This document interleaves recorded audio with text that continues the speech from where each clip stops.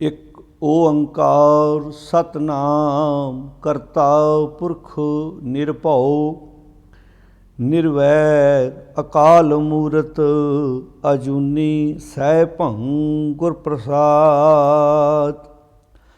ਕਬੀਰ ਜੋ ਗ੍ਰਹਿ ਕਰੈ ਤਾਂ ਧਰਮ ਕਰ, ਨਾਹੀ ਤਾਂ ਕਰ ਬੈਰਾਗ। ਬੈਰਾਗੀ ਬੰਧਨ ਕਰੈ ਤਾਂ ਕੋ ਬਡੋ ਅਭਾਗ। ਵਾਹਿਗੁਰੂ ਜੀ ਕਾ ਖਾਲਸਾ, ਵਾਹਿਗੁਰੂ ਜੀ ਕੀ ਫਤਿਹ। ਗੁਰੂ ਪਿਆਰੀ ਸਾਧ ਸੰਗਤ ਜੀਓ, ਜਿਵੇਂ ਕਿ ਆਪ ਜੀ ਨੂੰ ਪਤਾ ਹੀ ਹੈ ਕਿ ਆਪਾਂ ਲਾਵਾਂ ਬਾਣੀ ਦੀ ਵਿਚਾਰ ਜਿਹੜੀ ਹੈ ਉਹ ਸਾਂਝੀ ਕਰਨ ਜਾ ਰਹੇ ਹਾਂ। ਲਾਵਾਂ ਬਾਣੀ ਦੀ ਵਿਚਾਰ ਤੋਂ ਪਹਿਲਾਂ ਆਪਾਂ ਤਿੰਨ ਬਾਣੀਆਂ ਦੀ ਭਾਵ ਤਿੰਨ ਸ਼ਬਦਾਂ ਦੀ ਵਿਚਾਰ ਜਿਹੜੀ ਹੈ ਤੁਹਾਡੇ ਨਾਲ ਸਾਂਝੀ ਕਰ ਚੁੱਕੇ ਹਾਂ। ਕੁਚੱਜੀ, ਸਿਰਲੇਖ ਹੇਠ ਜੋ ਸ਼ਬਦ ਹੈ ਸੁਚੱਜੀ ਅਤੇ ਗੁਣਵੰਤੀ। ਇਹ ਆਪਾਂ ਤਿੰਨ ਸ਼ਬਦਾਂ ਦੀ ਵਿਚਾਰ ਬੜੇ ਪਿਆਰ ਨਾਲ ਲੜੀਵਾਰ 3 ਦਿਨਾਂ ਦੇ ਵਿੱਚ ਰਲ ਮਿਲ ਕੇ ਸਾਂਝੀ ਕੀਤੀ ਹੈ। ਇੱਕ ਇਹ ਵਿਸ਼ੇ ਨੂੰ ਗੁਰੂ ਸਾਹਿਬ ਜੀ ਨੇ ਬਹੁਤ ਸੋਹਣੇ ਤਰੀਕੇ ਨਾਲ ਸਾਡੇ ਸਾਹਮਣੇ ਰੱਖਿਆ ਹੈ ਕਿ ਕਿਵੇਂ ਅਸੀਂ ਆਪਣੀ ਜ਼ਿੰਦਗੀ ਦੇ ਵਿੱਚੋਂ ਇਹ ਕੁਚੱਜਪੁਣਾ ਦੂਰ ਕਰਕੇ ਸੁਚੱਜ ਲੈ ਕੇ ਆਉਣਾ ਹੈ ਅਤੇ ਗੁਣ ਲੈ ਕੇ ਆਉਣੇ ਨੇ। ਫਿਰ ਜਾ ਕੇ ਇਸ ਦੁਨਿਆਵੀ ਜੀਵ ਇਸਤਰੀ ਦਾ ਉਹ ਸੱਚ ਰੂਪੀ ਕੰਤ ਦੇ ਨਾਲ ਵਿਆਹ ਹੋਏਗਾ, ਭਾਵ ਦਾ ਉਹਦੇ ਨਾਲ ਇਸ ਦਾ ਮਿਲਾਪ ਹੋਏਗਾ। ਹੁਣ ਜਿਹੜੀਆਂ ਇਹ 4 ਲਾਵਾਂ ਨੇ, ਸਿੱਖ ਕੌਮ ਦੇ ਵਿੱਚ ਇਹ 4 ਲਾਵਾਂ ਦਾ ਬੜਾ ਅਹਿਮ ਸਥਾਨ ਹੈ। ਇੰਝ ਕਹਿ ਲਈਏ ਕਿ ਜਦੋਂ ਅਸੀਂ ਗ੍ਰਸਤ ਮਾਰਗ ਵਿੱਚ ਪ੍ਰਵੇਸ਼ ਕਰਦੇ ਹਾਂ ਤਾਂ ਇਸ ਬਾਣੀ ਦਾ ਪਾਠ ਉਸ ਵਕਤ ਕੀਤਾ ਜਾਂਦਾ ਹੈ ਜੋ 773 ਨੰਬਰ ਅੰਕ 'ਤੇ ਗੁਰੂ ਰਾਮਦਾਸ ਮਹਾਰਾਜ ਜੀ ਦੀ ਰਸਨਾ ਤੋਂ ਉਚਾਰਨ ਕੀਤੀ ਹੋਈ ਬਾਣੀ ਹੈ। ਪਰ ਆਮ ਵੇਖਿਆ ਜਾਂਦਾ ਹੈ ਕਿ ਇਹ ਆਨੰਦ ਕਾਰਜ ਜਿਹੜਾ ਸ਼ਬਦ ਹੈ ਇਹਦੇ ਨਾਲ ਬਹੁਤ ਵਾਧੂ ਦੀਆਂ ਰਸਮਾਂ ਜਿਹੜੀਆਂ ਨੇ ਉਹ ਜੁੜੀਆਂ ਹੋਈਆਂ ਨੇ, ਜਿਹਨੂੰ ਅਸੀਂ ਇੰਝ ਅੱਜ ਮਹਿਸੂਸ ਕਰ ਰਹੇ ਹਾਂ ਕਿ ਜਿਵੇਂ ਇਹ ਸਾਰੀਆਂ ਰਸਮਾਂ ਆਨੰਦ ਕਾਰਜ ਹੀ ਹੋਣ। ਆਨੰਦ ਕਾਰਜ ਵਿੱਚੋਂ ਬਹੁਤ ਛੋਟਾ ਰਹਿਣ ਦਿੱਤਾ ਅਸੀਂ, ਇੱਦਾਂ ਕਹਿ ਲਈਏ ਵੀ ਜੇ ਆਪਾਂ ਨਾ ਮਾਤਰ ਹੀ ਹੈ, ਪਰ ਬਾਕੀ ਰਸਮਾਂ ਨੇ ਇੰਨਾ ਘੇਰਾ ਪਾਇਆ ਹੋਇਆ ਹੈ ਕਿ ਆਨੰਦ ਕਾਰਜ ਦੀ ਜਿਹੜੀ ਅਸਲੀ ਮਰਿਆਦਾ ਹੈ ਉਹ ਵਿੱਚੋਂ ਅਲੋਪ ਹੁੰਦੀ ਜਾ ਰਹੀ ਹੈ। ਕਿਉਂਕਿ ਲਾਵਾਂ ਬਾਣੀ ਤੋਂ ਪਹਿਲਾਂ ਸਾਡਾ ਇੱਕ ਵਿਚਾਰ ਬਣਿਆ ਕਿ ਕਿਉਂ ਨਾ ਹੋਵੇ ਕਿ ਲਾਵਾਂ ਦੀ ਵਿਚਾਰ ਤੋਂ ਪਹਿਲਾਂ ਆਪਾਂ ਰਲ ਮਿਲ ਕੇ ਜੋ ਲਾਵਾਂ ਦੇ ਸੰਬੰਧ ਵਿੱਚ ਵਹਿਮ ਭਰਮ ਜੁੜੇ ਹੋਏ ਨੇ, ਜੋ ਆਨੰਦ ਕਾਰਜ ਦੇ ਸੰਬੰਧ ਵਿੱਚ ਸਾਡੇ ਪਰਿਵਾਰਾਂ ਵਿੱਚ ਆਈਆਂ ਕੁਰੀਤੀਆਂ ਨੇ, ਉਹਨਾਂ ਦੇ ਉੱਤੇ ਪੰਛੀ ਝਾਤ ਮਾਰ ਲਈਏ।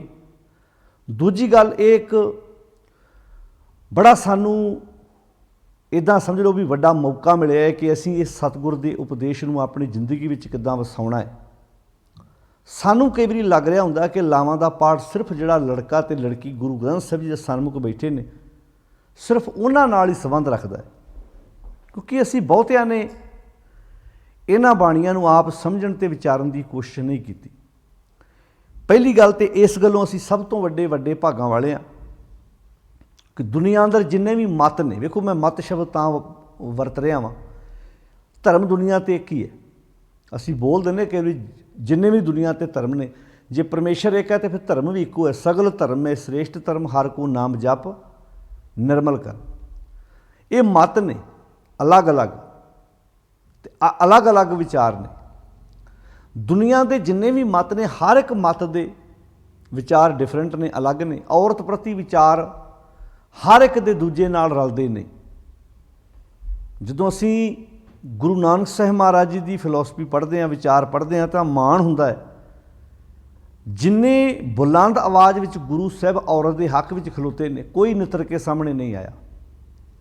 ਜੇ ਆਪਾਂ ਹਿੰਦੂਇਜ਼ਮ ਦੀ ਗੱਲ ਕਰੀਏ ਤਾਂ ਬ੍ਰਾਹਮਣ ਔਰਤ ਨੂੰ ਜਨੇਊ ਪਾਉਣ ਦਾ ਅਧਿਕਾਰ ਨਹੀਂ ਦਿੰਦਾ, ਭਾਵੇਂ ਉਹਦੇ ਕਹਿਣ ਮੁਤਾਬਕ ਇਹ ਵੀ ਜਨੇਊ ਪਾਉਣ ਨਾਲ ਬੰਦਾ ਧਰਮੀ ਬਣਦਾ ਹੈ। ਇਹਦਾ ਮਤਲਬ ਔਰਤ ਵਿੱਚੋਂ ਕਮੀ ਮੰਨਦਾ ਤਾਂ ਹੀ ਨਹੀਂ ਅਧਿਕਾਰ ਦੇ ਰਿਹਾ। ਇਸਲਾਮ ਦੇ ਵਿੱਚ ਜਦੋਂ ਮੁਸਲਮਾਨ ਭਰਾ ਨਮਾਜ਼ ਪੜ੍ਹਨ ਜਾਂਦੇ ਨੇ, ਜੇ ਔਰਤ ਜਾਂਦੀ ਵੀ ਹੈ ਤਾਂ ਉਹ ਇੱਕ ਪਰਦੇ 'ਚ ਨਮਾਜ਼ ਪੜ੍ਹਦੀ ਹੈ। ਕ੍ਰਿਸਚਨਾਂ ਦੇ ਵਿੱਚ ਗ੍ਰਸਤੀ ਬੰਦਾ ਪੌਪ ਨਹੀਂ ਬਣ ਸਕਦਾ। इदां ही जिहड़े जोगी लोग सी उन्होंने तो सिरा ही कर दिता। उन्होंने औरत बारे इन्ने नीवें पद्धर की शब्दावली गोरखनाथ ने वरती है। जो तुसी उन्होंने लिखतां पढ़ते हो भी बागण जिंद लै, बागण का अर्थ बघियाड़न, औरत वास्ते उन्होंने बागण शब्द वरते है भी बागण जिंद लै, भी ये औरत एडी वड्डी बघियाड़न है तो बंदे की जिंद खा जाती है। बागण जिंद लै, बागण बिंद लै, बिंद मीनिंग बंदे की सत्ता खत्म कर देती है। औरत प्रति ये सोच है वो गोरखनाथ की, जिहड़ा गोरखनाथ कदी किसी औरत की कुख तो जिन्हें जन्म लिया होएगा। बागण जिंद लै, बागण बिंद लै, बागण हमरी काया। हुण ये शब्द गोरखनाथ अपनी भाषा विच बयान करदा लोगों के सामने। इन बागण त्रै लोई खाई, इस बागण ने तिन्ना लोगों को खाधा होया। औरत प्रति मर्द नूं विचों मुक्त कर रहा भी औरत ही सारी पुआड़े की जड़ है। ये गोरखनाथ जोगी लोग कह रहे। फिर कहते ने बादत गोरख गाया, भी जिहड़ा गोरख है वो ये गल कहंदा है, लोगों सामने विचार रखता है। दाम काढ़ बागण लिया, दाम का अर्थ पैसे, पैसे दे के ते औरत नूं लै आंदा, खरीद के भी लियाते रहे, कभी समा भी सी। कह लगे माओ कहे मेरा पूत ब्याया, माँ कहती मेरा पुत ब्याया गया। हुण गोरखनाथ ये गल कहता गीली लकड़ी को घुण लाया। ये तो इदां जिवें गिल्ली लकड़ी नूं घुण लग गया होवे, भी तू पुत नहीं ब्याह लिया, गिल्ली लकड़ी नूं घुण लग गया, इदां हो गया। हुण गोरख जोगियां दी ये सोच सी औरत प्रति। हुण ओह जोगी ਜਦੋਂ ਮੰਗਣ ਜਾਂਦੇ ਆ ਤੇ ਉਹਨਾਂ ਦੇ ਠੂਠੇ 'ਚ ਔਰਤ ਹੀ ਦੋ ਪ੍ਰਸ਼ਾਦੇ ਪਾਉਂਦੀ ਹੈ। ਇਹੋ ਗੱਲ ਤਾਂ ਭਾਈ ਗੁਰਦਾਸ ਜੀ ਨੇ ਕਹੀ ਸੀ ਜਦੋਂ ਅਚਲ ਬਟਾਲੇ ਗੁਰੂ ਨਾਨਕ ਸਾਹਿਬ ਜੀ ਦੇ ਨਾਲ ਗੋਸ਼ਟੀ ਹੋਈ, ਤੇ ਭਾਈ ਗੁਰਦਾਸ ਜੀ ਨੇ ਆਪਣੀਆਂ ਵਾਰਾਂ ਵਿੱਚ ਇਹ ਗੱਲ ਲਿਖੀ ਹੈ, ਖਾਦੀ ਖੁਣਸ ਜੋਗੀਸ਼ਰਾਂ ਗੋਸ਼ਟ ਕਰਨ ਸਭੇ ਉੱਠੇ ਆਈ, ਪੁੱਛੇ ਜੋਗੀ ਭੰਗਰਨਾਥ ਤੋਏ ਦੁੱਧ ਵਿੱਚ ਕਿਉਂ ਕਾਂਜੀ ਪਾਈ। ਉਹ ਗੁਰੂ ਨਾਨਕ ਸਾਹਿਬ ਮਹਾਰਾਜ ਦੇ ਗ੍ਰਸਤੀਆਂ ਵਾਲੇ ਕੱਪੜੇ ਵੇਖ ਕੇ ਤੇ ਅੱਗ ਬਬੂਲਾ ਹੋ ਗਿਆ ਵੀ ਤੁਸੀਂ ਦੁੱਧ ਵਿੱਚ ਕਾਂਜੀ ਪਾਤੀ ਆ। ਸਾਡਾ ਗੋਰਖ ਮਤ ਜਿਹੜਾ ਵਾ, जोग मत जिहड़ा साडा वा वो दुध वा, ते तुसीं विच गृहस्थी बन के कांजी पाती है। तो उत्थे फिर शब्द वरत्या सी गुरु साहब जी ने जिहड़ा कि नानक आखे भंगरनाथ तेरी माओ कुचज्जी आई, भी तुहाडी मत कुचज्जी है, भांडा धोए ना जातियां पाक कुचज्जे फुल सड़ाई, होए अतीत गृहस्थ तज फिर उहनूं के घर मंगण जाई। तुसीं जिस औरत नूं माड़ा कहंदे हो, जदों तुहानूं भुख लगदी फिर उहदे घर ही तुसीं मंगण वास्ते जांदे हो, खाण दी रोटी जिहड़ा तुहानूं पकवान चाहीदा फिर औरत ही बना के दिंदी है। हुण मेरे कहण दा भाव इह सी भी जिन्ने भी मत ने हर एक दा औरत प्रति ख्याल जिहड़ा सी वो बड़ा माड़ा सी। इंज कह तुलसीदास वर्गियां ने तां औरत नूं पशुआं दी कतार 'च लिया खड़ा कर दिता। ये तो मान होवे। तुसीं वेखो जिन्ने भी मत ने उन्होंने औरत नूं किते ना किते, जे रब की प्राप्ति की गल आई उन्हें आख्या औरत रब की प्राप्ति च रुकावट है, क्योंकि विपर ने तो मनुख की उम्र नूं 4 हिस्सों च वंड दिता भी 100 साल मान लो उम्र है, 25 साल इन्हें ब्रह्मचारी रहना है, 25 साल इन्हें गृहस्थी रहना है, 25 साल इन्हें सन्यासी रहना है, 25 साल इन्हें बानप्रस्थ जंगलों चले जाना है। 4 हिस्सों च 25 साल इन्हें गृहस्थ आश्रम, उत्थे आश्रम शब्द है, गृहस्थ आश्रम। आश्रम की होंदा जिथे बंदा 10 दिन रहे, 2 दिन रहे, अगे तुर पवे। बस आ फर्क है। वो गृहस्थ नूं आश्रम कहंदे सी, सिक्खी च गृहस्थ नूं धर्म कहा गया। सिक्खी च भाई गुरदास जी दियां जो असीं रचनावां पढ़ते हैं, उन्होंने कवित पढ़ते हैं, तो भाई गुरदास जी का कवित 376 नंबर अंक तुसीं कदी पढ़ के वेखिओ। मैं कवित नंबर दस रहा, 376 नंबर कवित भाई गुरदास जी का। कोशिश करो अपने घर च भाई गुरदास दियां वारां, कवित, बाणी दियां पोथियां घर च रखो, ताकि असीं दूजे नाल गल करन जोगे हो। इसनूं पता लगे भी गुरु नानक साहब जी की अज माफ़ करना, असीं निशान साहब 100-100 फुट ला लै, प्रभात फेरियां कढ़दे हैं, नगर कीर्तन कढ़दे हैं, जो सानूं कोई गुरु नानक साहब महाराज जी की औरत प्रति की सोची को पुछदा है, तो आप माफ़ करना जे मैं सीधी जी भाषा च कहां, मूँह जिद्दां घूणियां पाईयां हुंदियां इदां चुप करके बह जांदे असीं। 2-4 गल्लां दा माड़ा मोट पता है, जदों असीं दस्सांगे भी भाई गुरदास जी ने आ लिखिया, बाणी औरत प्रति आ कहंदी है, अगला कहेगा भाई इन्हां कल्ले मत्थे थोड़ा टेके ने, इन्हूं बाणी बारे पता है। हुण फर्क वेखो तुसीं, वो गृहस्थ नूं आश्रम कहंदे आ, इधर भाई गुरदास जी ने किन्नियां प्यारियां दलीलां दित्तियां। जैसे सर सरता सकल में समुंदर बड़ो, जिवें जिन्नियां नदियां दरियावां विचों सब तो वड्डा समुंदर है, पानी तो भावें नदियां च भी बहुत है, दरियावां च भी बहुत है। जैसे सर सरता सकल में समुंदर बड़ो, मेर में समेर बड़ो जगत बखान है। भावें पर्वत बहुत ने, पहाड़ बहुत ने, पर सारिਆਂ नालों समेर पर्वत वड्डा है। नदियां नालियां विचों समुंदर वड्डा है, ਤਰਵਰ ਵਿਖੇ ਜੈਸੇ ਚੰਦਨ ਬਿਰਖ ਵੱਡੋ। ਦਰਖਤ ਭਾਵੇਂ ਬਹੁਤ ਹੋਰ ਵੀ ਬਹੁਤ ਵੱਡੇ ਨੇ, ਪਰ ਸਭ ਤੋਂ ਵੱਡਾ ਚੰਦਨ ਨੂੰ ਆਖਿਆ। ਉਹ ਚੰਦਨ ਦੀ ਇਹ ਖਾਸੀਅਤ ਹੈ, ਉਹ ਆਪਣੀ ਸੁਗੰਧੀ ਦੂਜਿਆਂ 'ਚ ਵੀ ਭਰ ਦਿੰਦਾ ਹੈ। ਬਾਕੀ ਦਰਖਤ ਭਾਵੇਂ ਬਹੁਤ ਵੱਡੇ ਹੋਣ, ਪਰ ਚੰਦਨ ਨੂੰ ਵਡਿਆਈ ਇਸ ਕਰਕੇ ਮਿਲੀ, ਉਹ ਵੱਡਾ ਹੈ। ਤਰਵਰ ਵਿਖੇ ਜੈਸੇ ਚੰਦਨ ਬਿਰਖ ਵੱਡੋ, ਧਾਤ ਮੈਂ ਕਨਕ ਅਤ ਉਤਮ। ਕੇ ਮਾਨ ਹੈ ਭਾਵੇਂ ਧਾਤਾਂ ਹੋਰ ਵੀ ਬਹੁਤ ਵਧੀਆ ਨੇ, ਪਰ ਸੋਨਾ ਸਭ ਤੋਂ ਉੱਤਮ ਮੰਨਿਆ ਗਿਆ ਹੈ। ਪੰਛੀਆਂ में ਹੰਸ, ਜਿਵੇਂ ਪੰਛੀਆਂ ਵਿੱਚੋਂ ਹੰਸ ਮੰਨਿਆ ਗਿਆ ਰਾਸ਼ਟਰੀ ਪੰਛੀ, ਜਿਹੜਾ ਆਪਾਂ ਕਹਿੰਦੇ ਆ ਵੀ ਉਹ ਸਾਡਾ ਪੰਛੀ ਹੈ, ਜਿਹੜਾ ਮੋਰ ਹੈ, ਵੀ ਉਹਨੂੰ ਅਸੀਂ, ਪੰਛੀ ਹੋਰ ਵੀ ਬਹੁਤ ਹੈਗੇ ਨੇ,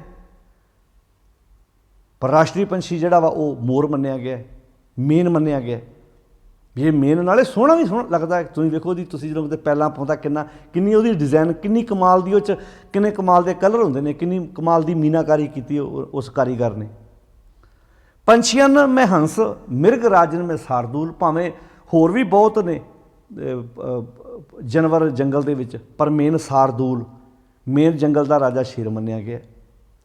ਰਾਗਨ ਮੈਂ ਸ੍ਰੀ ਰਾਗ, ਰਾਗ ਭਾਵੇਂ ਬਹੁਤ ਨੇ, ਪਰ ਸਭ ਤੋਂ ਜਿਹੜੀ ਮੇਨ ਥਾਂ ਵਾ ਉਹ ਸ੍ਰੀ ਰਾਗ ਦੀ ਹੈ। ਸ੍ਰੀ ਰਾਗ ਸਭ ਤੋਂ ਸ੍ਰੇਸ਼ਟ ਮੰਨਿਆ ਗਿਆ ਹੈ। ਪਾਰਸ ਪਖਾਨ ਹੈ, ਪੱਥਰ ਹੋਰ ਵੀ ਬਹੁਤ ਨੇ, ਪਰ ਪਾਰਸ ਸਾਰਿਆਂ ਪੱਥਰਾਂ ਨਾਲੋਂ ਮੇਨ ਸਥਾਨ ਰੱਖਦਾ। ਗਿਆਨਨ ਮੈਂ ਗਿਆਨ, ਗਿਆਨ ਭਾਵੇਂ ਦੁਨੀਆ 'ਤੇ ਬਹੁਤ ਹੈ, ਗਿਆਨ ਤਾਂ ਬੜੀ ਕਿਸਮ ਦਾ ਹੈ, ਪਰ ਗਿਆਨਨ ਮੈਂ ਗਿਆਨ ਅਰ ਧਿਆਨਨ ਮੈਂ ਧਿਆਨ ਗੁਰ। ਗਿਆਨ ਵਿੱਚੋਂ ਗਿਆਨ ਕਿਹੜਾ? ਜਿਹੜਾ ਗੁਰੂ ਦਾ ਗਿਆਨ ਹੈ। ਗਿਆਨ ਤਾਂ ਬਹੁਤ ਹੈ, ਜਿਹੜੇ ਕਹਿੰਦੇ ਗਿਆਨ ਗੁਰੂ ਹੈ, ਮਾਫ ਕਰਨਾ, ਇੱਦਾਂ ਜਿਹੜੇ ਹੁਣ ਭਾਈ ਗੁਰਦਾਸ ਜੀ ਕਹਿੰਦੇ ਗਿਆਨਨ ਮੈਂ ਗਿਆਨ। ਹੁਣ ਆਪਾਂ ਪਹਿਲਾਂ ਵੀ ਗੱਲ ਕੀਤੀ ਵੀ ਡਾਕਟਰ ਕੋਲ ਵੀ ਗਿਆਨ ਹੈ, ਜੇ ਉਹਦਾ ਗਿਆਨ ਧਰਮ ਨਾਲ ਜੁੜਿਆ ਹੋਏਗਾ ਤਾਂ ਉਹ ਮਰੀਜ਼ ਦਾ ਇਲਾਜ ਕਰੇਗਾ। ਜੇ ਉਹਦੀਆਂ ਜੜ੍ਹਾਂ ਧਰਮ ਨਾਲ ਨਾ ਜੁੜੀਆਂ ਹੋਏ ਤਾਂ ਗੁਰਦੇ ਕੱਢ ਕੇ ਵੀ ਵੇਚੇਗਾ। ਮਰੇ ਬੰਦੇ ਨੂੰ ਵੀ ਹੋ ਸਕਦਾ ਉਹਨੂੰ ਵੈਂਟੀਲੇਟਰ 'ਤੇ ਪਾ ਕੇ, ਹੋ ਸਕਦਾ ਉਹਨੂੰ ਆਕਸੀਜਨ ਦੇ ਕੇ, ਤੇ ਉਹਨੂੰ ਬਿੱਲ ਬਣਾ ਲਿਆ 7-8 ਘੰਟੇ ਆਪਣੇ ਕੋਲੋਂ ਵੱਧ। ਹੁੰਦਾ ਨਹੀਂ ਕਿਤੇ, ਇੱਥੇ ਬਹੁਤ ਕੁਝ ਵਾਪਰਦਾ। ਉਹ ਤੋਂ ਬਾਅਦ ਵਿੱਚ ਸੰਸਕਾਰ ਕਰਨ ਵੇਲੇ ਅਗਲੇ ਦੱਸਦੇ ਵੀ ਇਹਦਾ ਡੈਥ ਹੋਈ ਨੂੰ ਬਹੁਤ, ਜੇ ਕਿਤੇ ਇੱਦਾਂ ਚੈੱਕ ਕਰਿਆ ਜਾਵੇ ਤਾਂ ਹੁੰਦਾ ਹੈ, ਬੜਾ ਕੁਝ ਵਾਪਰਦਾ। ਜਿੱਥੇ ਗੁਰਦੇ ਕੱਢੇ ਜਾਂਦੇ ਨੇ, ਜਿੱਥੇ ਸਰੀਰ ਦੇ ਪਾਰਟ ਕੱਢ ਕੇ ਵੇਚੇ ਜਾਂਦੇ ਨੇ। ਹੁਣ ਗਿਆਨ ਤਾਂ ਹੈ, ਮਕੈਨਿਕ ਨੂੰ ਗੱਡੀ ਬਾਰੇ ਗਿਆਨ ਹੈ ਤਾਂ ਹੀ ਗੱਡੀ ਠੀਕ ਕਰਦਾ, ਪਰ ਜੇ ਉਹਦੇ ਕੋਲ ਧਰਮ ਹੋਏਗਾ ਤਾਂ ਉਹ ਸੱਚੀ ਗੱਲ ਹੈ। ਕਈ ਵਾਰੀ ਇੰਨੇ ਵਿਸ਼ਵਾਸ ਪਾਤਰ ਵਾਲੇ ਮਕੈਨਿਕ ਹੁੰਦੇ ਨੇ, ਉੱਥੇ ਤੁਸੀਂ ਗੱਡੀ ਡੱਕ ਜਾਓ, ਉਹ ਜੋ ਉਹਦਾ ਪਾਰਟ ਉਹਨਾਂ ਬਦਲਿਆ ਉਹ ਦੱਸਣਗੇ ਤੇ ਉਹਦੇ ਪੈਸੇ ਲੈਣਗੇ। ਤੇ ਕਈ ਵਾਰੀ ਮਾਫ ਕਰਨਾ, ਸਾਰੇ ਇੱਕੋ ਜਿਹੇ ਨਹੀਂ, ਕਈ ਵਾਰੀ ਉਹ ਬਦਲਦੇ ਵੀ ਨਹੀਂ, ਨਕਲੀ ਪਾਰਟ ਪਾ ਕੇ ਤੇ ਪੈਸੇ ਨਵੇਂ ਪਾਰਟ ਦੇ ਲੈ ਲੈਂਦੇ ਨੇ। ਗਿਆਨ ਹੈਗਾ ਤਾਂ ਗਿਆਨ ਸੀ, ਪਰ ਗਿਆਨ ਧਰਮ ਵਾਲਾ ਨਹੀਂ ਸੀ ਨਾ। ਹੁਣ ਗਿਆਨ ਪਾਰਟ ਤੇ ਗਿਆਨ ਨਾਲ ਹੀ ਬਦਲਿਆ ਨਾ, ਜਿਹੜਾ ਉਹਦਾ ਪੁਰਜਾ ਪਾਇਆ ਨਵਾਂ, ਉਹਨਾਂ ਗਿਆਨ ਨਾਲ ਹੀ ਪਾਇਆ ਹੈ। ਹੁਣ ਗੱਲ ਬੜੀ ਕਮਾਲ ਦੀ ਹੈ, ਧਿਆਨ ਨਾਲ ਸੁਣਿਓ। ਹੁਣ ਵਾਸਤਵ 'ਚ ਇੱਥੇ ਗੱਲ ਜਿਹੜੀ ਕੀਤੀ ਹੈ, ਕਹਿੰਦੇ ਗਿਆਨਨ ਮੈਂ ਗਿਆਨ, ਗਿਆਨ ਤੇ ਬਹੁਤ ਹੈ, ਅਰ ਧਿਆਨਨ ਮੈਂ ਧਿਆਨ ਗੁਰ। ਧਿਆਨ ਦੁਨੀਆ ਤੇ ਬਹੁਤ ਹੈ, ਗਿਆਨ ਤੇ ਵਕੀਲ ਕੋਲ ਘੱਟ ਹੈ, ਕਿਤੇ ਐਡਵੋਕੇਟ ਕੋਲ ਕਿੰਨਾ ਗਿਆਨ ਹੈ। ਧਿਆਨ, ਜਿਹੜੇ ਚੋਰ ਲੋਕ ਚੋਰੀਆਂ ਕਰਦੇ ਕਿੰਨੇ ਧਿਆਨ ਨਾਲ ਕਰਦੇ ਆ, ਇੱਦਾਂ ਵੇਖ ਲੈਂਦੇ ਆ ਵੀ ਕਿਹਦੇ ਪਰਸ 'ਚ ਜਾਪਦੇ 4 ਪੈਸੇ ਹੈਗੇ, ਪਰ ਇੱਥੇ ਲਫ਼ਜ਼ ਵਰਤਿਆ ਧਿਆਨਨ ਮੈਂ ਧਿਆਨ ਗੁਰ। ਧਿਆਨ ਵਿੱਚੋਂ ਗੁਰੂ ਦਾ ਧਿਆਨ ਤੇ ਗਿਆਨ ਵਿੱਚੋਂ ਗੁਰੂ ਵਾਲਾ ਗਿਆਨ। ਗੱਲਾਂ ਹੋ ਗਈਆਂ ਕਲੀਅਰ। ਹੁਣ ਗੁਰੂ ਵਾਲਾ ਗਿਆਨ, ਗੁਰੂ ਜੋ ਗਿਆਨ ਦਿੰਦਾ ਜਿਹਦੇ ਨਾਲ ਜ਼ਿੰਦਗੀ ਸੰਵਰਦੀ ਹੈ, ਜ਼ਿੰਦਗੀ ਖੂਬਸੂਰਤ ਬਣਦੀ ਹੈ। ਗਿਆਨਨ ਮੈਂ ਗਿਆਨ ਅਰ ਧਿਆਨਨ ਮੈਂ ਧਿਆਨ ਗੁਰ, ਸਕਲ ਧਰਮ ਮੈਂ ਗ੍ਰਸਤ ਪ੍ਰਧਾਨ ਹੈ। ਸਾਰਿਆਂ ਧਰਮਾਂ ਵਿੱਚੋਂ ਗ੍ਰਸਤ ਨੂੰ ਪ੍ਰਧਾਨਤਾ ਹੈ। ਹੁਣ ਇਹਦਾ ਇਹੋ ਵਜ੍ਹਾ ਸੀ ਵੀ ਗੁਰੂ ਨਾਨਕ ਸਾਹਿਬ ਜਦੋਂ ਪਹਿਲੇ ਪ੍ਰਚਾਰ ਦੌਰੇ 'ਤੇ ਤੁਰਦੇ ਆ ਤੇ ਉਹਨਾਂ ਦੇ ਦੋਨਾਂ ਸਾਹਿਬਜ਼ਾਦਿਆਂ ਦਾ ਜਨਮ ਹੋ ਚੁੱਕਾ ਹੈ। ਸ੍ਰੀ ਚੰਦ ਤੇ ਲਖਮੀ ਦਾਸ ਦਾ ਜਨਮ ਹੋ ਚੁੱਕਾ ਹੈ ਜਦੋਂ ਗੁਰੂ ਨਾਨਕ ਸਾਹਿਬ ਮਹਾਰਾਜ ਪਹਿਲੇ ਪ੍ਰਚਾਰ ਦੌਰੇ 'ਤੇ ਤੁਰਦੇ ਨੇ। ਫਿਰ ਉਹਨਾਂ ਦੇ ਕੋਲ ਬਾਬਾ ਲਹਿਣਾ ਜੀ ਆਉਂਦੇ ਨੇ। ਇਹ ਥੋੜ੍ਹਾ ਕਿਹਾ ਵੀ ਤੁਸੀਂ ਅੱਜ ਤੋਂ ਬਾਅਦ ਆਪਣੇ ਪਰਿਵਾਰ 'ਚ ਨਹੀਂ ਜਾਣਾ। ਫਿਰ ਬਾਬਾ ਅਮਰਦਾਸ ਜੀ ਆਉਂਦੇ ਨੇ, ਉਹ ਖੁਦ ਗ੍ਰਸਤੀ ਨੇ। 9 ਦੀਆਂ 9 ਪਾਤਸ਼ਾਹੀਆਂ, 10 ਪਾਤਸ਼ਾਹੀਆਂ ਨੇ, 10 ਪਾਤਸ਼ਾਹ ਨੇ, ਪਰ ਸਵਾਏ ਗੁਰੂ ਹਰਕ੍ਰਿਸ਼ਨ ਪਾਤਸ਼ਾਹ ਦੇ 9 ਦੀਆਂ 9 ਪਾਤਸ਼ਾਹੀਆਂ ਗ੍ਰਸਤੀ ਨੇ। ਮਤਲਬ ਔਰਤ ਨਾਲ ਕੋਈ ਨਫ਼ਰਤ ਨਹੀਂ। ਇਹ ਥੋੜ੍ਹਾ ਕਿਹਾ ਵੀ ਤੂੰ ਹੁਣ ਪਰਿਵਾਰ ਚਲਾ ਗਿਆ। ਬਹੁਤੇ ਲੋਕ ਤੁਸੀਂ ਵੇਖੋ ਜਿਵੇਂ ਕ੍ਰਿਸਚਨਾਂ ਦੇ ਵਿੱਚ ਗ੍ਰਸਤੀ ਬੰਦਾ ਪੋਪ ਨਹੀਂ ਬਣ ਸਕਦਾ। ਹੁਣ ਮਾਰ ਲਿਓ ਧਿਆਨ ਆਪਣੇ ਡੇਰਿਆਂ ਦਾ। ਪੰਜਾਬ 'ਚ ਕਿੰਨੇ ਡੇਰੇ ਜਿਨ੍ਹਾਂ ਦੇ ਬਾਬੇ ਗ੍ਰਸਤੀ ਨੇ ਖੁਦ, ਮਾਰਿਓ ਧਿਆਨ। ਕਿੰਨੇ ਬਾਬੇ ਨੇ ਜਿਹੜੇ ਪੰਜਾਬ ਦੇ ਗ੍ਰਸਤੀ ਹੈ ਹੀ ਨਹੀਂ, ਉਹਨਾਂ ਵਿਆਹ ਕਰਾਇਆ ਹੀ ਨਹੀਂ, ਕਿਉਂਕਿ ਉਹਨਾਂ ਦੇ ਦਿਮਾਗ 'ਚ, ਮਾਫ ਕਰਨਾ ਇਹ ਗੱਲ, ਵੀ ਮੈਂ ਵਿਆਹ ਕਰਾਊਂਗਾ ਫਿਰ ਤਾਂ ਇਹਨਾਂ ਵਰਗਾ ਹੀ ਮੈਂ ਹੋ ਗਿਆ, ਥੋੜ੍ਹਾ ਵੱਖਰਾਪਨ ਲੱਗੇਗਾ ਨਾਲੇ। ਇਹ ਆਉਣਗੇ ਮੇਰੇ ਕੋਲ ਵੀ, ਇਹ ਤੇ ਪੁੱਗੇ ਹੋਏ ਨੇ, ਤੇ ਇਹਨਾਂ ਤੇ ਜਤ ਸਤ ਜਤੀ ਸਤੀ ਨੇ, ਤੇ ਇਹਨਾਂ ਨੇ ਤੇ ਆਪਣੀ ਇੰਦਰੀਆਂ ਨੂੰ ਕੰਟਰੋਲ ਕੀਤਾ ਹੋਇਆ। ਕਿਤੇ ਨਹੀਂ ਬਾਣੀ 'ਚ ਲਿਖਿਆ ਵੀ ਵਿਆਹ ਕਰਾਉਣ ਨਾਲ ਬੰਦੇ ਦਾ ਜਿਹੜਾ ਧਰਮ ਵਾ ਉਹ ਖਤਮ ਹੋ ਜਾਂਦਾ, ਕਿਤੇ ਨਹੀਂ ਲਿਖਿਆ। ਹਾਂ, ਇਹ ਜ਼ਰੂਰ ਉਦਾਹਰਨਾਂ ਦੇ ਕੇ ਸਮਝਾਇਆ ਕਿ ਤੂੰ ਗ੍ਰਸਤੀ ਬਣਨਾ ਕਿੱਦਾਂ ਦਾ, ਇਹ ਉਦਾਹਰਨਾਂ ਦੇ ਕੇ ਸਮਝਾਇਆ। ਫਿਰ ਜਿਹੜੀਆਂ ਪਹਿਲਾਂ ਤਾਂ ਇਹ ਸਮਝੋ ਵੀ ਔਰਤ ਪ੍ਰਤੀ ਗੁਰੂ ਸਾਹਿਬ ਦੀ ਸੋਚ ਕਿੱਡੀ ਪਿਆਰੀ ਸੀ, ਵੀ ਸੋ ਕੋ ਮੰਦਾਖੀਏ ਜਿੱਤ ਜੰਮੈ ਰਾਜਾਨ। ਫਿਰ ਭਗਤ ਕਬੀਰ ਜੀ ਵਰਗੇ ਯੋਧਿਆਂ ਨੇ ਕਿੱਡੀ ਕਮਾਲ ਦੀ ਗੱਲ ਕੀ, ਕਬੀਰ ਜੋ ਗ੍ਰਹਿ ਕਰੇ ਤਾਂ ਧਰਮ ਕਰ, ਜੇ ਗ੍ਰਸਤੀ ਬਣਨਾ ਤਾਂ ਧਰਮੀ ਬਣੀ। ਵੀ ਕੱਲ੍ਹ ਨੂੰ ਤੂੰ ਗ੍ਰਸਤੀ ਬਣਨਾ, ਤੇਰੇ ਬੱਚੇ ਹੋਣੇ, ਉਹਨੂੰ ਪਾਲਣ ਲੱਗਿਆ ਧਰਮ ਨਾ ਛੱਡੀ, ਆਪਣਾ ਫਰਜ਼ ਨਾ ਛੱਡੀ, ਧਰਮ ਆਪਣੀ ਜ਼ਿੰਦਗੀ 'ਚ ਲੈ ਕੇ ਭਾਵੇਂ ਇਮਾਨਦਾਰੀ ਨਾਲ ਬੱਚੇ ਪਾਲੇ। ਕਬੀਰ ਜੋ ਗ੍ਰਹਿ ਕਰੇ ਤਾਂ ਧਰਮ ਕਰ, ਨਾ ਹੀ ਤਾਂ ਕਰ ਬੈਰਾਗ। ਨਹੀਂ ਤਾਂ ਫਿਰ ਇਹਦੇ ਨਾਲੋਂ ਚੰਗਾ ਪਤਾ ਕਰ ਵੀ ਜੇ ਤੂੰ ਧਰਮੀ ਨਹੀਂ ਨਾ ਬਣ ਸਕਦਾ ਗ੍ਰਸਤੀ, ਤੇ ਫਿਰ ਇਹਦੇ ਨਾਲੋਂ ਵਿਆਹ ਨਾ ਹੀ ਕਰਾ। ਹੁਣ ਵਿਰਾਗੀ ਬਣ ਗਿਆ, ਵੀ ਲੋਕਾਂ 'ਚ ਇਹ ਲੱਗੇ ਵੀ ਮੇਰੇ ਕੋਲ ਗ੍ਰਸਤ ਨਿਭਣਾ ਨਹੀਂ ਸੀ, ਮੈਂ ਵਿਰਾਗੀ ਬਣ ਗਿਆ। ਪਰ ਵਿਰਾਗੀ ਬੰਧਨ ਕਰੇ, ਜੇ ਵਿਰਾਗੀ ਬਣ ਕੇ ਵੀ ਬੰਧਨਾਂ 'ਚ ਪਿਆ ਤਾਂ ਕੋ ਵੱਡੋ ਭਾਗ। ਜੇ ਇੱਥੇ ਦੋ ਪੁੱਤਰਾਂ ਧੀਆਂ ਦਾ ਮੋਹ ਹੋਣਾ ਸੀ, ਉੱਥੇ ਚੇਲੇ ਚੇਲੀਆਂ ਦਾ ਮੋਹ ਚੱਕੀ ਫਿਰਦਾ, ਫਰਕ ਹੀ ਰਹਿ ਗਿਆ। ਫਿਰ ਇੱਥੇ ਲੜਾਈ ਘਰ ਬਦਲੇ ਭਰਾ ਨਾ ਪੈਣੀ ਸੀ, ਉੱਥੇ ਡੇਰਿਆਂ ਬਦਲੇ ਡਾਂਗ ਸੋਟੇ ਚਲੀ ਜਾਂਦੇ ਆ।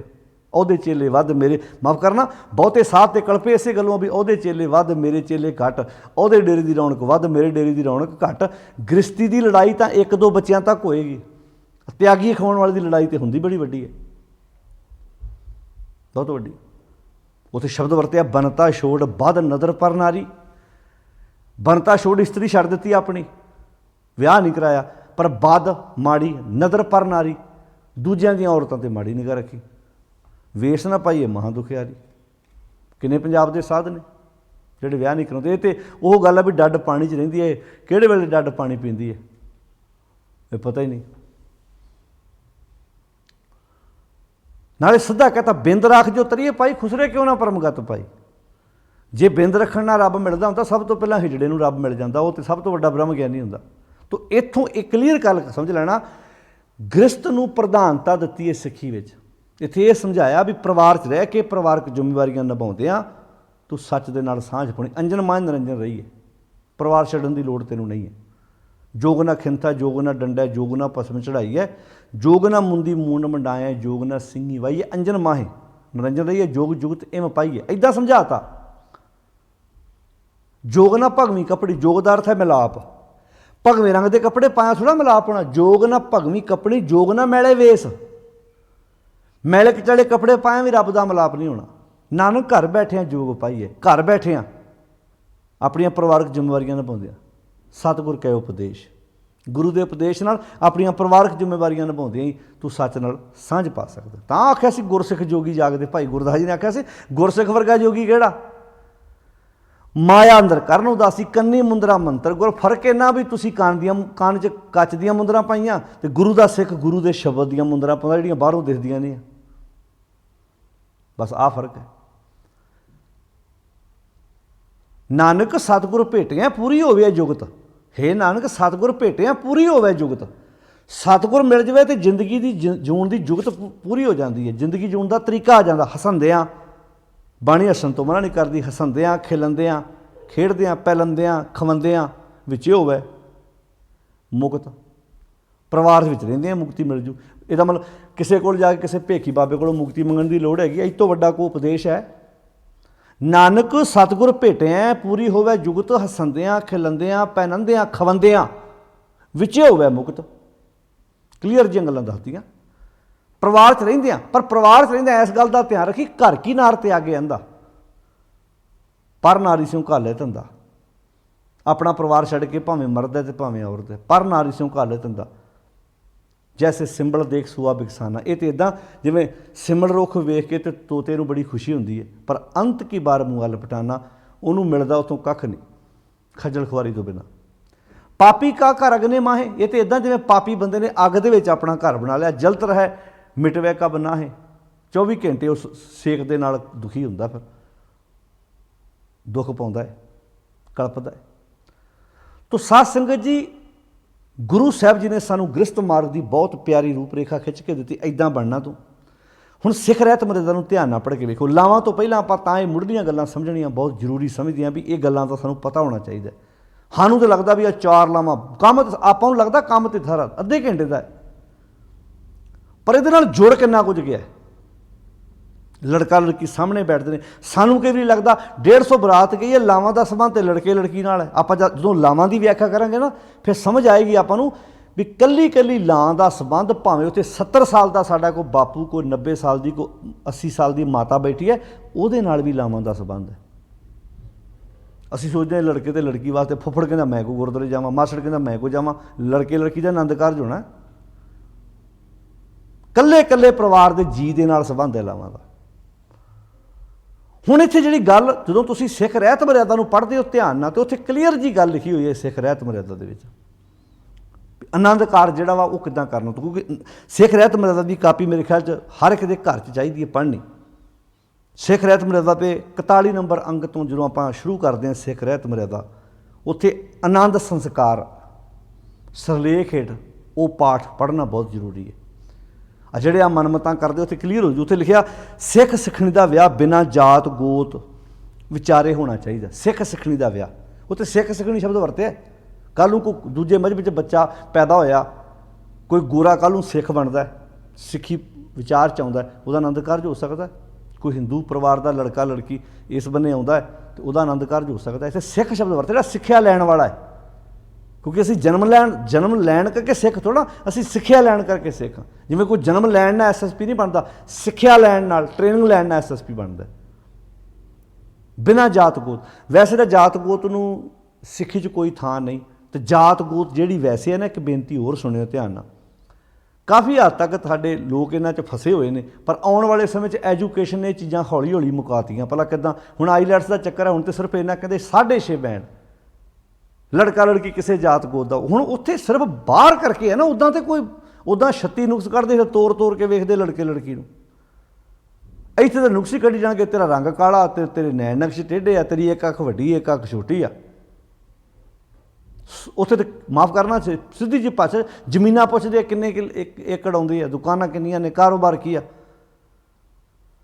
ਉਹ ਆਥ ਦੇਖ ਨਿਵੇਂ ਸਭ ਕੋਈ, ਉੱਥੇ ਸਭ ਜਾਤਾਂ ਪਾਤਾਂ, ਉੱਥੇ ਸਿਰਫ ਵੇਖਦੇ ਜੀ ਇਹਨੂੰ 6.5 ਬੈਂਡ ਆਉਂਦੇ, ਫਲਾਣੀ ਕੰਟਰੀ 'ਚੋਂ ਲੜਕੀ ਆਈ ਆ, ਫਲਾਣੇ ਕੰਟਰੀ 'ਚੋਂ ਲੜਕਾ ਆਇਆ, ਲੈ ਜਾਓ ਬਸ। ਫਿਰ ਕਹਿਣਗੇ ਵੇਖੋ ਜੀ ਇਹ ਰਿਸ਼ਤੇ ਕੌਣ ਕਰਦਾ? ਰੱਬ ਨੇ ਸੰਜੋਗ ਬਣਾਏ। ਰੱਬ ਨਹੀਂ ਬਣਾਉਂਦਾ, ਲਾਲਚ ਬਣਾਉਂਦਾ। ਮਾਫ਼ ਕਰਨਾ, ਜੇ ਰੱਬ ਦੇ ਬਣੇ ਸੰਜੋਗ ਫਿਰ ਤਲਾਕ ਹੁੰਦੇ ਆ। ਜੇ ਰੱਬ ਦੇ ਜਿਹੜੇ ਜਿੱਥੇ ਗੁਰੂ ਰੱਬ ਪਰਮੇਸ਼ਰ ਨੂੰ ਵਿੱਚ ਰੱਖ ਕੇ ਰਿਸ਼ਤੇ ਕੀਤੇ ਜਾਂਦੇ, ਉੱਥੇ ਬੀਬੀ ਭਾਨੀ ਤੇ ਭਾਈ ਜੇਠ ਦਾ ਰਿਸ਼ਤਾ ਹੁੰਦਾ। ਕਿਉਂਕਿ ਉੱਥੇ ਰਿਸ਼ਤਾ ਕਰਨ ਲੱਗਾ ਲਾਲਚ ਥੋੜ੍ਹਾ ਸੀ ਅੱਖਾਂ 'ਚ। ਜਿਹੜੇ ਇਹ ਰਿਸ਼ਤੇ ਕੀਤੇ ਜਾਂਦੇ ਨੇ, ਇੱਥੇ ਕਿਤੇ ਨਾ ਕਿਤੇ ਅੱਖਾਂ 'ਚ ਲਾਲਚ ਕੰਮ ਕਰਦਾ। ਬਹੁਤ ਥਾਵਾਂ 'ਤੇ ਪੈਲਸ ਬੁੱਕ ਹੋਏ ਵੀ ਅਗਲੇ ਜਵਾਬ ਦੇ ਦਿੰਦੇ ਆ ਵੀ ਇਹਨਾਂ ਦੀ ਇਹਨਾਂ ਛੋਟੀ ਗੱਡੀ ਦੇਣੀ ਹੈ, ਇੱਕ ਵੱਡਾ ਰਿਸ਼ਤਾ ਹੋਣ ਡਿਆ। ਉੱਥੇ ਪੈਲਸ ਅਗਲੇ ਤਰਲੇ ਮਾਰਦੇ ਵੀ ਇੱਦਾਂ ਧੱਕਾ ਨਾ ਕਰੋ ਸਾਡੇ ਨਾਲ। ਕਿੰਨੀਆਂ ਬਰਾਤਾਂ ਉੱਦਾਂ ਮੁੜੀਆਂ ਨੇ। ਫੇਰ ਕਿਹੜਾ ਸਾਡੇ ਸਮਾਜ ਨੂੰ ਲੱਗਦੀ ਹੈ। ਤੋ ਖੈਰ, ਸਿੱਖ ਦੀ ਪੁੱਤਰੀ ਦਾ ਵਿਆਹ ਸਿੱਖ ਨਾਲ ਹੋਵੇ। ਇੱਕ ਸਿੱਖ ਰਹਿਤ ਮਰਿਆਦਾ 'ਚ ਲਿਖਿਆ ਆਨੰਦ ਸੰਸਕਾਰ ਹੇਠ ਸਿੱਖ ਪੁੱਤਰੀ ਦਾ ਵਿਆਹ ਸਿੱਖ ਪਰਿਵਾਰ 'ਚ ਹੋਵੇ, ਭਾਵ ਸਿੱਖ ਨਾਲ ਹੋਵੇ। ਉਹ ਸਿੱਖਿਆ ਲੈਣ ਵਾਲਾ ਹੋ ਸਕਦਾ। ਗੱਲ ਤਾਂ ਸਿੱਖਿਆ ਲੈਣ ਦੀ ਹੈ ਨਾ। ਹੁਣ ਇਹ ਸ਼ਬਦ ਸਿੱਖ ਵਰਤੇ, ਜਾਤ ਪਾਤ ਕੋਈ ਨਹੀਂ। ਜਦੋਂ ਖੰਡੇ ਦੀ ਪਹੁ ਲੈ ਲਈ, ਬਾਣੀ ਮੁਤਾਬਕ ਜ਼ਿੰਦਗੀ ਜਿਉਂਦਾ, ਉਹ ਸਿੱਖ ਹੈ। ਸਿੱਖ ਦਾ ਵਿਆਹ ਆਨੰਦ ਰੀਤੀ ਨਾਲ ਕਰਨਾ ਚਾਹੀਏ। ਆਨੰਦ ਰੀਤੀ ਨਾਲ, ਆਨੰਦ ਕਾਰਜ ਹੋਣਾ ਚਾਹੀਦਾ ਉਹਦਾ। ਲੜਕੀ ਲੜਕੇ ਦਾ ਵਿਆਹ ਬਚਪਨ ਵਿੱਚ ਕਰਨਾ ਵਿਵਰਜਿਤ ਆ। ਇਹ ਪਹਿਲਾਂ ਹੁੰਦੇ ਸੀ ਬਾਲ ਵਿਆਹ, ਹੁਣ ਨਹੀਂ ਹੈ। ਬਚਪਨ 'ਚ ਵਿਆਹ ਕਰ ਦੇਣਾ ਲੜਕੇ ਲੜਕੀ ਦਾ, ਚੁੱਕ ਕੇ ਵੀ ਉਹਨੂੰ ਘੋੜੀ ਚੜਾਉਂਦੇ ਰਹੇ। ਅੱਜ ਤਾਂ ਲੜਕੇ ਦੀਆਂ ਲਾਵਾਂ ਵੇਲੇ ਜਦੋਂ ਲੜਕੇ ਲੜਕੀ ਦੀਆਂ ਲਾਵਾਂ ਹੁੰਦੀਆਂ, ਬੰਨੇ ਨਹੀਂ ਖਲੋਂਦੇ ਭਰਾ ਲੜਕੀ ਦੇ। ਇਹ ਉਹਨਾਂ ਸਮਿਆਂ ਦਾ ਰਿਵਾਜ਼ ਸੀ। ਉਦੋਂ ਬੱਚਾ ਬੱਚੀ ਛੋਟੇ ਲਾਵਾਂ ਕਰ ਦੇਣੀਆਂ। ਅਤੇ ਉਹਦੀ ਹੁਣ ਤਾਂ ਮਾਫ਼ ਕਰਨਾ, ਹੁਣ ਸਿਸਟਮ ਹੀ ਸਾਰਾ ਬਦਲ ਗਿਆ ਸਾਡਾ। ਹੁਣ ਵੀ ਕੋਈ ਲੋੜ ਹੈਗੀ ਭਲਾ ਲੜਕੇ ਲੜਕੀ ਦੀ ਇੱਦਾਂ ਬੰਨੇ ਬੰਨੇ ਉਹਦੇ ਭਰਾਵਾਂ ਨੂੰ ਡਾਕੇ ਖਲੋਣ ਦੀ? ਪਰ ਖਲੋਂਦੇ ਨੇ ਕਈ, ਜਿਨ੍ਹਾਂ ਨੂੰ ਨਹੀਂ ਪਤਾ ਇਹਨਾਂ ਗੱਲਾਂ ਦਾ। ਤੋ ਖੈਰ, ਜਦ ਲੜਕੀ ਸਰੀਰ ਮਨ ਅਤੇ ਆਚਾਰ ਕਰਕੇ ਵਿਆਹ ਕਰਨ ਦੇ ਯੋਗ ਹੋ ਜਾਵੇ ਤਾਂ ਕਿਸੇ ਯੋਗ ਸਿੱਖ ਨਾਲ ਆਨੰਦ ਪੜ੍ਹਾਇਆ ਜਾਵੇ। ਯੋਗ ਨਾਲ ਭਾਵ ਜਿਹੜਾ ਇਹ ਹੁਣ ਤੁਸੀਂ ਵੇਖਣਾ ਯੋਗ ਕਿਹੜਾ, ਉਹ 'ਚ ਗੁਣ ਵੇਖਣੇ ਕਿ ਉਹਦੀ ਜ਼ਮੀਨ ਜਾਇਦਾਦ ਵੇਖਣੀ ਹੈ। ਇਹ ਹੁਣ ਪਰਿਵਾਰਾਂ ਨੇ ਵੇਖ ਲੈਣਾ ਆਪੇ ਹੀ। ਆਨੰਦ ਤੋਂ ਕੁੜਮਾਈ ਦੀ ਰਸਮ ਜ਼ਰੂਰੀ ਨਹੀਂ। ਆਨੰਦ ਤੋਂ ਪਹਿਲਾਂ ਕੁੜਮਾਈ ਦੀ ਰਸਮ ਜ਼ਰੂਰੀ ਨਹੀਂ ਹੈਗੀ। ਪਰ ਜੇ ਕਰਨੀ ਹੋਵੇ ਤਾਂ ਲੜਕੀ ਵਾਲੇ ਕਿਸੇ ਦਿਨ ਸੰਗਤ ਜੋੜ ਕੇ ਗੁਰੂ ਗ੍ਰੰਥ ਸਾਹਿਬ ਜੀ ਦੇ ਹਜ਼ੂਰ ਅਰਦਾਸਾ ਸੋਧ ਕੇ ਕਿਰਪਾਨ ਕੜਾ ਤੇ ਕੁਝ ਮਿੱਠਾ ਲੜਕੇ ਦੇ ਪੱਲੇ ਪਾ ਦੇਣ। ਉੱਥੇ ਕੁਝ ਮਿੱਠਾ ਲਿਖਿਆ, ਕੁਝ ਮਿੱਠਾ। ਪੁਰਾਣੇ ਸਮੇਂ 'ਚ ਗੁੜ ਪਾ ਦਿੰਦੇ ਸੀ, ਹੌਲੀ ਹੌਲੀ ਬੂੰਦੀਆਂ ਆ ਗਈਆਂ, ਲੱਡੂ ਆ ਗਏ। ਹੁਣ ਬਰਫੀਆਂ ਦੇ ਡੱਬੇ ਆਉਂਦੇ ਨੇ। ਜਿੱਡਾ ਵੱਡਾ ਪਰਿਵਾਰ ਉਨੇ ਜ਼ਿਆਦਾ ਡੱਬੇ, ਜਿੱਡਾ ਵੱਡਾ ਲੜਕੀ ਪਰਿਵਾਰ ਵਾਲਾ ਹੋਏਗਾ, ਜਿੰਨਾ ਲੜਕੇ ਉਹਨੇ ਫਿਰ ਡੱਬੇ ਵੱਧ ਲੈ ਕੇ ਆਉਂਦੇ ਨੇ। ਫਿਰ ਫਰੂਟਾਂ ਦੇ ਡੱਬੇ ਵੀ ਨਾਲ ਆਉਂਦੇ ਸਗਨ ਵਾਲੇ ਦਿਨ, ਬੜੇ ਬੜੇ ਟੋਕਰੇ ਆਉਂਦੇ ਆ। ਹੁਣ ਹੈ ਸਾਰਾ ਨਿਆਣੇ ਦੀ ਕੁੱਟ ਦਾ ਸਮਾਨ ਹੁੰਦਾ ਉਹ 'ਚ, ਕਿਉਂਕਿ ਜਿਹਨੂੰ 2 ਫਰੂਟੀਆਂ ਮਿਲ ਗਈਆਂ ਪੀਣ ਲਈ ਉਹ ਤਾਂ ਠੀਕ ਹੈ, ਜਿਹਨੂੰ ਨਾ ਮਿਲੀ ਉਹ ਬੀਬੀ ਨੇ ਨਿਆਣਾ ਤਪਲਾ ਦੇਣਾ। ਹੁੰਦਾ ਵੀ ਇੱਦਾਂ ਹੀ ਆ। ਜਦੋਂ ਵੱਡੇ ਵੱਡੇ ਫਰੂਟ ਦੇ ਟੋਕਰੇ ਆਉਂਦੇ ਆ, ਜਿਹੜੇ ਪਰਿਵਾਰ ਦੇ ਨਿਗਟ ਵਰਤੀ ਹੁੰਦੇ ਆ ਉਹਨਾਂ ਨੂੰ ਮਿਲ ਜਾਂਦਾ ਖਾਣ ਲਈ, ਜਿਹੜੇ ਦੂਜੇ ਵਿਚਾਰੇ ਉੱਦਾਂ ਮੂੰਹ ਚੁੱਕ ਕੇ ਵੇਖ ਜੇ। ਫਰੂਟ ਤਾਂ ਹੁਣ ਉੱਦਾਂ ਤੁਸੀਂ ਲਿਆ ਕੇ ਖਾ ਲਓ, ਪਰ ਇਹ ਉੱਧਰੋਂ ਟੋਕਰਾ ਚੱਕੀ ਜਾਣਾ, ਇੱਧਰੋਂ ਫੇਰ ਟੋਕਰਾ ਚੱਕੀ ਜਾਣਾ। ਹੁਣ ਇਹਨਾਂ ਦਾ ਸੰਬੰਧ ਆਨੰਦ ਕਾਰਜ ਨਾਲ ਥੋੜ੍ਹਾ ਹੈਗਾ ਸੀ। ਇਹ ਵਾਧੂ ਦੀਆਂ ਗੱਲਾਂ ਨਾਲ ਜੁੜ ਗਈਆਂ।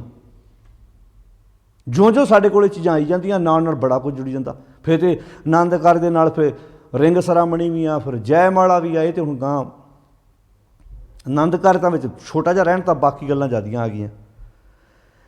ਆਨੰਦ ਦਾ ਦਿਨ ਮੁਕਰਰ ਕਰਨ ਲੱਗਿਆਂ ਕੋਈ ਥਿੱਤ, ਆਹ ਧਿਆਨ ਨਾਲ ਰੱਖਿਓ, ਕੋਈ ਥਿੱਤ ਵਾਰ ਚੰਗੇ ਮੰਦੇ ਦਿਨ ਦੀ ਖੋਜ ਕਰਨ ਲਈ ਪੱਤਰੀ ਵਾਚਣਾ ਮਨਮਤ ਹੈ। ਵੀ ਆਹ ਦਿਨ ਚੰਗਾ, ਆਹ ਦਿਨ ਮਾੜਾ, ਇਹ ਪੱਤਰੀ ਵਾਚਣਾ ਮਨਮਤ ਹੈ। ਕੋਈ ਦਿਨ ਜੋ ਦੋਵਾਂ ਧਿਰਾਂ ਨੂੰ ਆਪਸ ਵਿੱਚ ਚੰਗਾ ਲੱਗੇ ਉਹ ਨਿਯਤ ਕਰ ਲੈਣਾ ਚਾਹੀਦਾ। ਫਿਰ ਅੱਗੇ ਲਿਖਿਆ ਸਿਹਰਾ। ਹੁਣ ਸਿਹਰਾ ਮੁਕਟ, ਸਿਹਰਾ ਮੁਕਟ, ਗਾਨਾ ਬੰਨਣਾ, ਪਿੱਤਰ ਪੂਜਣੇ, ਲੱਸੀ, ਕੱਚੀ ਲੱਸੀ 'ਚ ਪੈਰ ਪਾਉਣਾ, ਬੇਰੀ ਜੰਡ ਵੱਢਣੀ, ਘੜੋਲੀ ਭਰਨੀ, ਰੁੱਸ ਕੇ ਜਾਣਾ, ਸ਼ੰਤ ਪੜ੍ਹਨੇ, ਹਵਨ ਕਰਨਾ, ਬੇਦੀ ਗੱਡਣੀ, ਵੇਸ਼ਵਾ ਦਾ ਨਾਚ ਤੇ ਸ਼ਰਾਬ ਆਦਿਕ ਮਨਮਤ ਹੈ। ਇਹ ਤੇ ਸ਼ਬਦ ਅਰਥ ਹੈ ਮਨਮਤ ਹੈ। ਹੁਣ ਸਿਹਰਾ ਪੁਰਾਣਾ ਸਮਾਂ ਸੀ ਜਦੋਂ ਸਿਹਰਾ ਬੰਨ੍ਹ ਕੇ ਜਾਂਦੇ ਸੀ। ਇਹੋ ਜਿਹਾ ਰਿਵਾਜ ਵੀ ਰਿਹਾ ਵੀ ਪਿੰਡ ਦਾ ਲਾਗੀ ਰਿਸ਼ਤਾ ਕਰ ਆਉਂਦਾ ਸੀ। ਪਰਿਵਾਰ ਦੇ ਜੀਆਂ ਨੇ ਵੇਖਣਾ ਤੇ ਬਹੁਤ ਦੂਰ ਦੀਆਂ ਗੱਲਾਂ ਨੇ। ਬਜ਼ੁਰਗ ਪੁਰਾਣੇ ਦੱਸਦੇ ਆ ਵੀ ਲਾਗੀ ਪਿੰਡ ਦਾ ਜਾਣਾ, ਉਹਨੇ ਇੱਧਰੋਂ ਪਰਿਵਾਰ ਵੇਖ ਲੈਣਾ, ਉਹਨੇ ਉੱਧਰੋਂ ਪਰਿਵਾਰ ਵੇਖ ਲੈਣਾ, ਤੇ ਰਿਸ਼ਤਾ ਕਰ ਆਉਣਾ ਉਹਨੇ। ਤੇ ਇਹੋ ਜਿਹਾ ਵੀ ਸਮਾਂ ਰਿਹਾ ਵਾ ਕਦੀ ਵੀ ਜਿੱਥੇ ਜਦੋਂ ਨਾ ਲੜਕੀ ਨੇ ਲੜਕਾ ਵੇਖਿਆ, ਨਾ ਲੜਕੇ ਨੇ ਲੜਕੀ ਵੇਖੀ। ਤੇ ਕਈ ਵਾਰੀ ਐਸਾ ਹੁੰਦਾ, ਇਹੋ ਜਿਹਾ ਵੀ ਰਿਹਾ ਵੀ ਜਿੱਥੇ ਜੇ 4-5 ਭਰਾ ਨੇ, ਉਹਨਾਂ ਵਿੱਚੋਂ ਜਿਹੜਾ ਸੁਨੱਖਾ ਹੋਣਾ ਉਹਨੂੰ ਵਿਖਾ ਦੇਣਾ। ਜੇ ਕਿਤੇ ਜਦੋਂ ਵੇਖਣ ਦਾ ਸਮਾਂ ਵੀ ਕਿਤੇ ਆਇਆ, ਜਦੋਂ ਵੇਖਣ ਦਾ ਸਮਾਂ ਵੀ ਆਇਆ, ਜਿਹੜਾ ਮਾੜਾ ਮੋੜ ਸੁਨੱਖਾ ਹੋਣਾ ਉਹਨੂੰ ਵਿਖਾ ਦੇਣਾ, ਅਤੇ ਜਿਹੜਾ ਵਿੱਚ ਦੂਜਾ ਹੋਣਾ ਵਿਚਾਰਾ ਜਿਹਦੇ ਨੈਣ ਨਕਸ਼ ਟੇਢੇ, ਥੋੜ੍ਹਾ ਰੰਗ ਹੋਰ ਹਿਸਾਬ ਦਾ, ਅਤੇ ਵਿਆਹੁਣ ਮੁੜ ਕੇ ਉਹਨੂੰ ਲੈ ਜਾਣਾ। ਇਹੋ ਜਿਹਾ ਜ਼ਮਾਨਾ ਵੀ ਸਾਡੇ ਕਦੀ ਇਸ ਸਮਾਜ ਵਿੱਚ ਰਿਹਾ ਵਾ। ਅਤੇ ਫਿਰ ਜਦੋਂ ਵਿਆਹੁਣ ਜਾਣਾ, ਹੁਣ ਵੇਖਿਆ ਬਹੁਤ ਦੇਰ ਪਹਿਲਾਂ, ਅਤੇ ਉਹਨੂੰ ਫਿਰ ਮੂੰਹ ਢੱਕ ਕੇ ਖੜਨਾ। ਹੁਣ ਮੂੰਹ ਢੱਕ ਕੇ ਜੇ ਤੇ ਕੱਪੜੇ ਨਾਲ ਢੱਕਾਂਗੇ ਤਾਂ ਇਹ ਚੰਗਾ ਨਹੀਂ ਲੱਗਦਾ ਸਾਡੇ ਵਿੱਚ। ਫਿਰ ਉਹ ਸਿਹਰੇ ਦਾ ਰਿਵਾਜ਼ ਚੱਲ ਪਿਆ ਇੱਦਾਂ ਵੀ ਐਂ ਸ਼ਿੰਗਾਰ ਕੇ ਖੜੋ, ਨਾਲੇ ਵਧੀਆ ਇੱਦਾਂ ਮੂੰਹ ਢੱਕ ਕੇ ਖੜੋ। ਜੇ ਦੰਦ ਉੱਚੇ ਹੋਣਗੇ ਮਾੜੇ ਜੇ ਮਾੜੀ ਜੀਆਂ ਅੱਖਾਂ ਟੇਢੀਆਂ ਮੇਢੀਆਂ ਵੀ ਆ, ਜੇ ਮਾੜਾ ਮੋਟ ਹੋਏਗਾ ਤਾਂ ਉੱਥੋਂ ਫੜ ਕੇ ਥੋੜ੍ਹਾ ਵੀ ਜੇ ਤਾਂ ਪਹਿਲੇ ਰੌਲਾ ਪੈ ਜਾਊਗਾ ਜਾ ਕੇ। ਹੁਣ ਉੱਥੋਂ ਲਾਵਾਂ ਤੋਂ ਤੇ ਕੋਈ ਬਾਂਹ ਫੜ ਕੇ ਠੋਣੋ ਰਿਹਾ। ਕਈਆਂ ਨਾਲ ਵਿਚਾਰੀਆਂ ਨਾਲ ਇੱਦਾਂ ਹੋਇਆ ਵੀ ਆ, ਕਈਆਂ ਬੀਬੀਆਂ ਨਾਲ ਹੋਇਆ ਅਤੇ ਕਈਆਂ ਬੰਦਿਆਂ ਨਾਲ ਵੀ ਇੰਝ ਹੋਇਆ। ਉਹ ਫਿਰ ਜ਼ਿੰਦਗੀ ਇੱਦਾਂ ਨੇ ਮੁੜ ਕੇ ਉਹਨਾਂ ਨੇ ਵਿਚਾਰਿਆਂ ਨੇ ਕੱਢੀ ਹੈ, ਵੱਖਰੀ ਗੱਲ ਹੈ। ਇਹ ਭਾਵੇਂ ਸਮਾਜ ਵਿੱਚ ਹੁਣ ਇਹ ਤੋਂ ਮੈਂ ਕਹਿੰਦਾ ਉਹ ਫੇਰ ਵੀ ਚੰਗੇ ਸੀ ਜਿੱਥੇ ਲਾਗੀ ਰਿਸ਼ਤਾ ਕਰ ਹੁੰਦਾ ਤੇ ਫੇਰ ਵੀ ਨਿਭ ਗਈ ਉਹਨਾਂ ਦੀ। ਇੱਥੇ ਤਾਂ ਹੁਣ ਲੜਕਾ ਲੜਕੀ ਆਪ ਪਸੰਦ ਕਰਦੇ ਆ ਨਾ, ਕਾਲਜ ਵਿੱਚ ਪੜ੍ਹਦੇ ਪਸੰਦ ਕਰ ਲੈਂਦੇ, ਮਾਂ ਬਾਪ ਦੀ ਵਿੱਚ ਮਰਜ਼ੀ ਨਹੀਂ ਹੁੰਦੀ, ਅਤੇ ਫੇਰ ਵੀ ਤਲਾਕ ਹੋ ਜਾਂਦੇ, ਫੇਰ ਵੀ ਡਿਵੋਰਸ ਹੋ ਜਾਂਦੇ ਆ। ਹੁਣ ਤਾਂ ਤੁਸੀਂ ਪਸੰਦ ਕੀਤੇ ਆ ਨਾ, ਉੱਥੇ ਤਾਂ ਮਾਂ ਬਾਪ ਦਾ ਦਖਲ ਅੰਦਾਜ਼ੀ ਵੀ ਕੋਈ ਨਹੀਂ ਸੀ। ਉੱਥੇ ਤਾਂ ਲਵ ਮੈਰਿਜ ਵਿੱਚੋਂ ਲਵ ਉੱਡ ਜਾਂਦਾ, ਇਕੱਲੀ ਮੈਰਿਜ ਰਹਿ ਜਾਂਦੀ। ਫਿਰ ਥੋੜ੍ਹੇ ਸਮੇਂ ਬਾਅਦ ਇਹ ਰਿਵਾਜ ਰਹੇ। ਉਹ ਸਿਹਰਾ ਉਦੋਂ ਸੀ, ਨਹੀਂ ਸਿਹਰੇ ਦਾ ਸਾਡੇ ਵਿੱਚ ਕੋਈ ਰਿਵਾਜ ਨਹੀਂ। ਐਂ ਉਹਨੂੰ ਢੱਕਿਆ ਹੁੰਦਾ ਵਿਚਾਰੇ ਨੂੰ, ਜਿੱਦਾਂ ਕਲਗੀ ਲਾਈ ਹੁੰਦੀ ਘੋੜੇ ਨੂੰ ਸਿਰ 'ਤੇ, ਹੱਥ ਵਿੱਚ ਉਹਦੇ ਸ੍ਰੀ ਸਾਹਿਬ ਫੜਾਈ ਹੁੰਦੀ ਹੈ। ਹੁਣ ਸ੍ਰੀ ਸਾਹਿਬ ਦਾ ਲਾਵਾਂ ਨਾਲ ਕੀ ਸੰਬੰਧ ਹੈ? ਕਿਰਪਾਨ ਦਾ ਸੰਬੰਧ ਲਾਵਾਂ ਨਾਲ ਕੀ ਹੈ? ਇਹ ਤਾਂ ਪੁਰਾਣਾ ਸਮਾਂ ਸੀ ਜਦੋਂ ਬਰਾਤਾਂ ਲੁੱਟ ਲੈਂਦੇ ਸੀ, ਹਮਲੇ ਹੋ ਜਾਣੇ, ਕਹਿਣਾ ਵੀ ਲੋਕ ਬਰਾਤਾਂ ਵਿੱਚ ਵੀ ਵੈਪਨ ਨਾਲ ਲੈ ਕੇ ਜਾਂਦੇ ਸੀ। ਕੋਈ ਆਪਣੇ ਕੋਲ ਕੋਈ ਗਨ ਹੋਣੀ, ਕੋਈ ਕਿਰਪਾਨ ਹੋਣੀ ਨਾਲ ਲੈ ਕੇ ਜਾਣੀ। ਲਾੜੇ ਨੂੰ ਕਹਿਣਾ ਵੀ ਤੂੰ ਵੀ ਆਪਣੇ ਹੱਥ ਕੋਈ ਨਾ ਕੋਈ ਹਥਿਆਰ, ਕੋਈ ਕਿਰਪਾਨ ਨਾਲ ਲੈ ਲਾ, ਕਿਉਂਕਿ ਬਰਾਤਾਂ ਲੁੱਟ ਲੈਂਦੇ ਸੀ। ਅੱਜ ਬਰਾਤ ਨੂੰ ਕੌਣ ਲੁੱਟ ਲੂ? ਅੱਜ ਤਾਂ ਬਰਾਤ ਲੁੱਟਣ ਜਾਂਦੀ ਅਗਲਿਆਂ ਦਾ ਪਿੰਡ, ਜਿਹੜੀ ਉਹਨਾਂ ਨੇ 20-25 ਸਾਲ ਦੀ ਕਮਾਈ ਕੀਤੀ ਹੁੰਦੀ, ਖਿੱਚ ਲਿਆਉਂਦੇ। ਅੱਧਾ ਕੁ ਸਗਨ ਵਾਲੇ ਦਿਨ ਲੈ ਆਉਂਦੇ ਆ, ਅਤੇ ਅੱਧਾ ਕੁ ਜਦੋਂ ਵਿਆਹ ਹੋਣਾ ਉਦੋਂ ਸਮਾਨ ਲੈ ਆਉਣਾ ਖਿੱਚ ਕੇ। ਕਿੱਦਾਂ ਇੱਦਾਂ ਕੰਬਲ ਫੜ ਕੇ ਨਹੀਂ ਲੜਕੀ ਵਾਲੇ ਖਲੋਤੇ ਵੀ।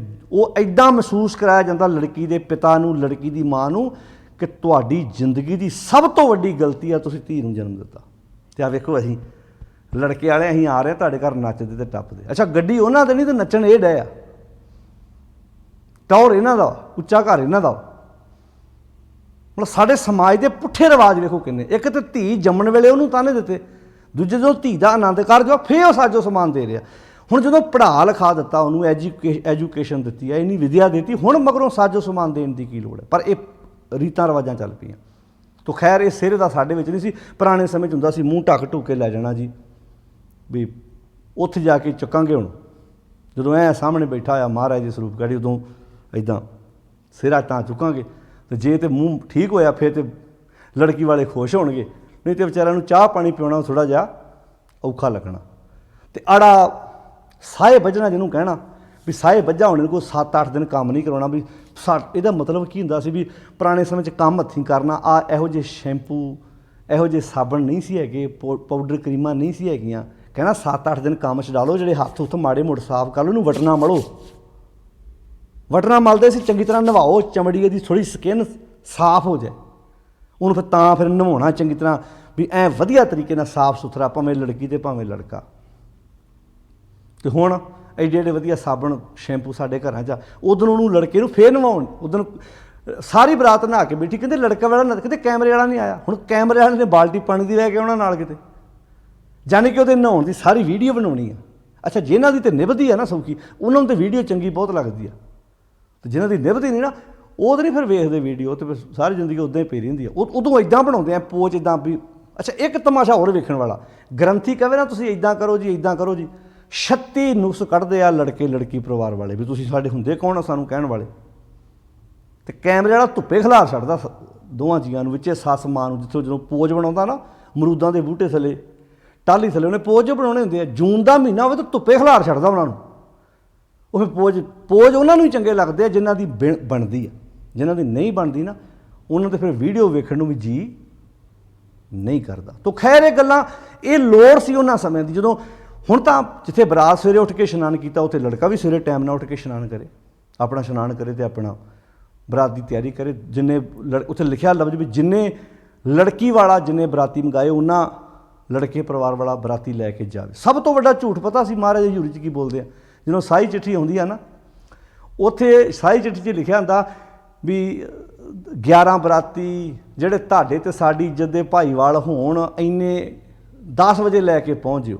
ਅੱਛਾ, ਉਹਨਾਂ 10 ਗੱਡੀਆਂ ਕੀਤੀਆਂ ਹੁੰਦੀਆਂ, ਵੀ ਇੱਕ ਗੱਡੀ 'ਚ ਇੱਕ ਬੰਦਾ ਬਿਠਾਉਣਾ। ਪਤਾ ਉਹਨਾਂ ਨੂੰ ਵੀ ਹੁੰਦਾ ਵੀ 150 ਬੰਦਾ ਲੈ ਕੇ ਆਉਣਾ ਇਹਨਾਂ ਨੇ, ਅਤੇ ਪਤਾ ਉਹਨਾਂ ਨੂੰ ਵੀ ਹੁੰਦਾ। ਪਰ ਸਾਈ ਚਿੱਠੀ 'ਚ ਕਿੱਡਾ ਝੂਠ ਲਿਖਿਆ ਵੀ 11 ਬਰਾਤੀ ਜਿਹੜੇ ਤੁਹਾਡੀ ਅਤੇ ਸਾਡੀ ਇੱਜ਼ਤ ਦੇ ਭਾਈਵਾਲ ਹੋਣ। ਅਤੇ ਉੱਥੇ ਖਰਮਸਤੀਆਂ ਹੁੰਦੀਆਂ, ਤੁਸੀਂ ਵੇਖੋ ਕਿੱਦਾਂ ਬੱਕਰੇ, ਕਿੱਦਾਂ ਗੋਲੀਆਂ ਚੱਲਦੀਆਂ, ਉੱਥੇ ਕਿੰਨੇ ਨੁਕਸਾਨ ਹੁੰਦੇ। ਤੋ ਕਹਿ ਕੇ ਵੇਖ ਲਓ ਤੁਸੀਂ ਕਿਸੇ ਨੂੰ, ਇੱਕ ਪੁੱਤ ਵਾਹ, ਦੱਸ ਹੁਣ ਖੁਸ਼ੀ ਨਾ ਮਨਾਈਏ ਅਸੀਂ? ਤੁਹਾਡੇ ਆਖੇ ਲੱਗੀ ਅਸੀਂ? ਜੇ ਚੱਲ ਗਈ ਗੋਲੀ ਪਤਾ ਲੱਗ ਜਾਣਾ। ਬਹੁਤਿਆਂ ਦੇ ਕੋਲ ਇੱਦਾਂ ਦੇ ਪਰਿਵਾਰਾਂ ਦੇ ਜੀ ਨੂੰ ਨੁਕਸਾਨ ਹੋਇਆ ਹੈ।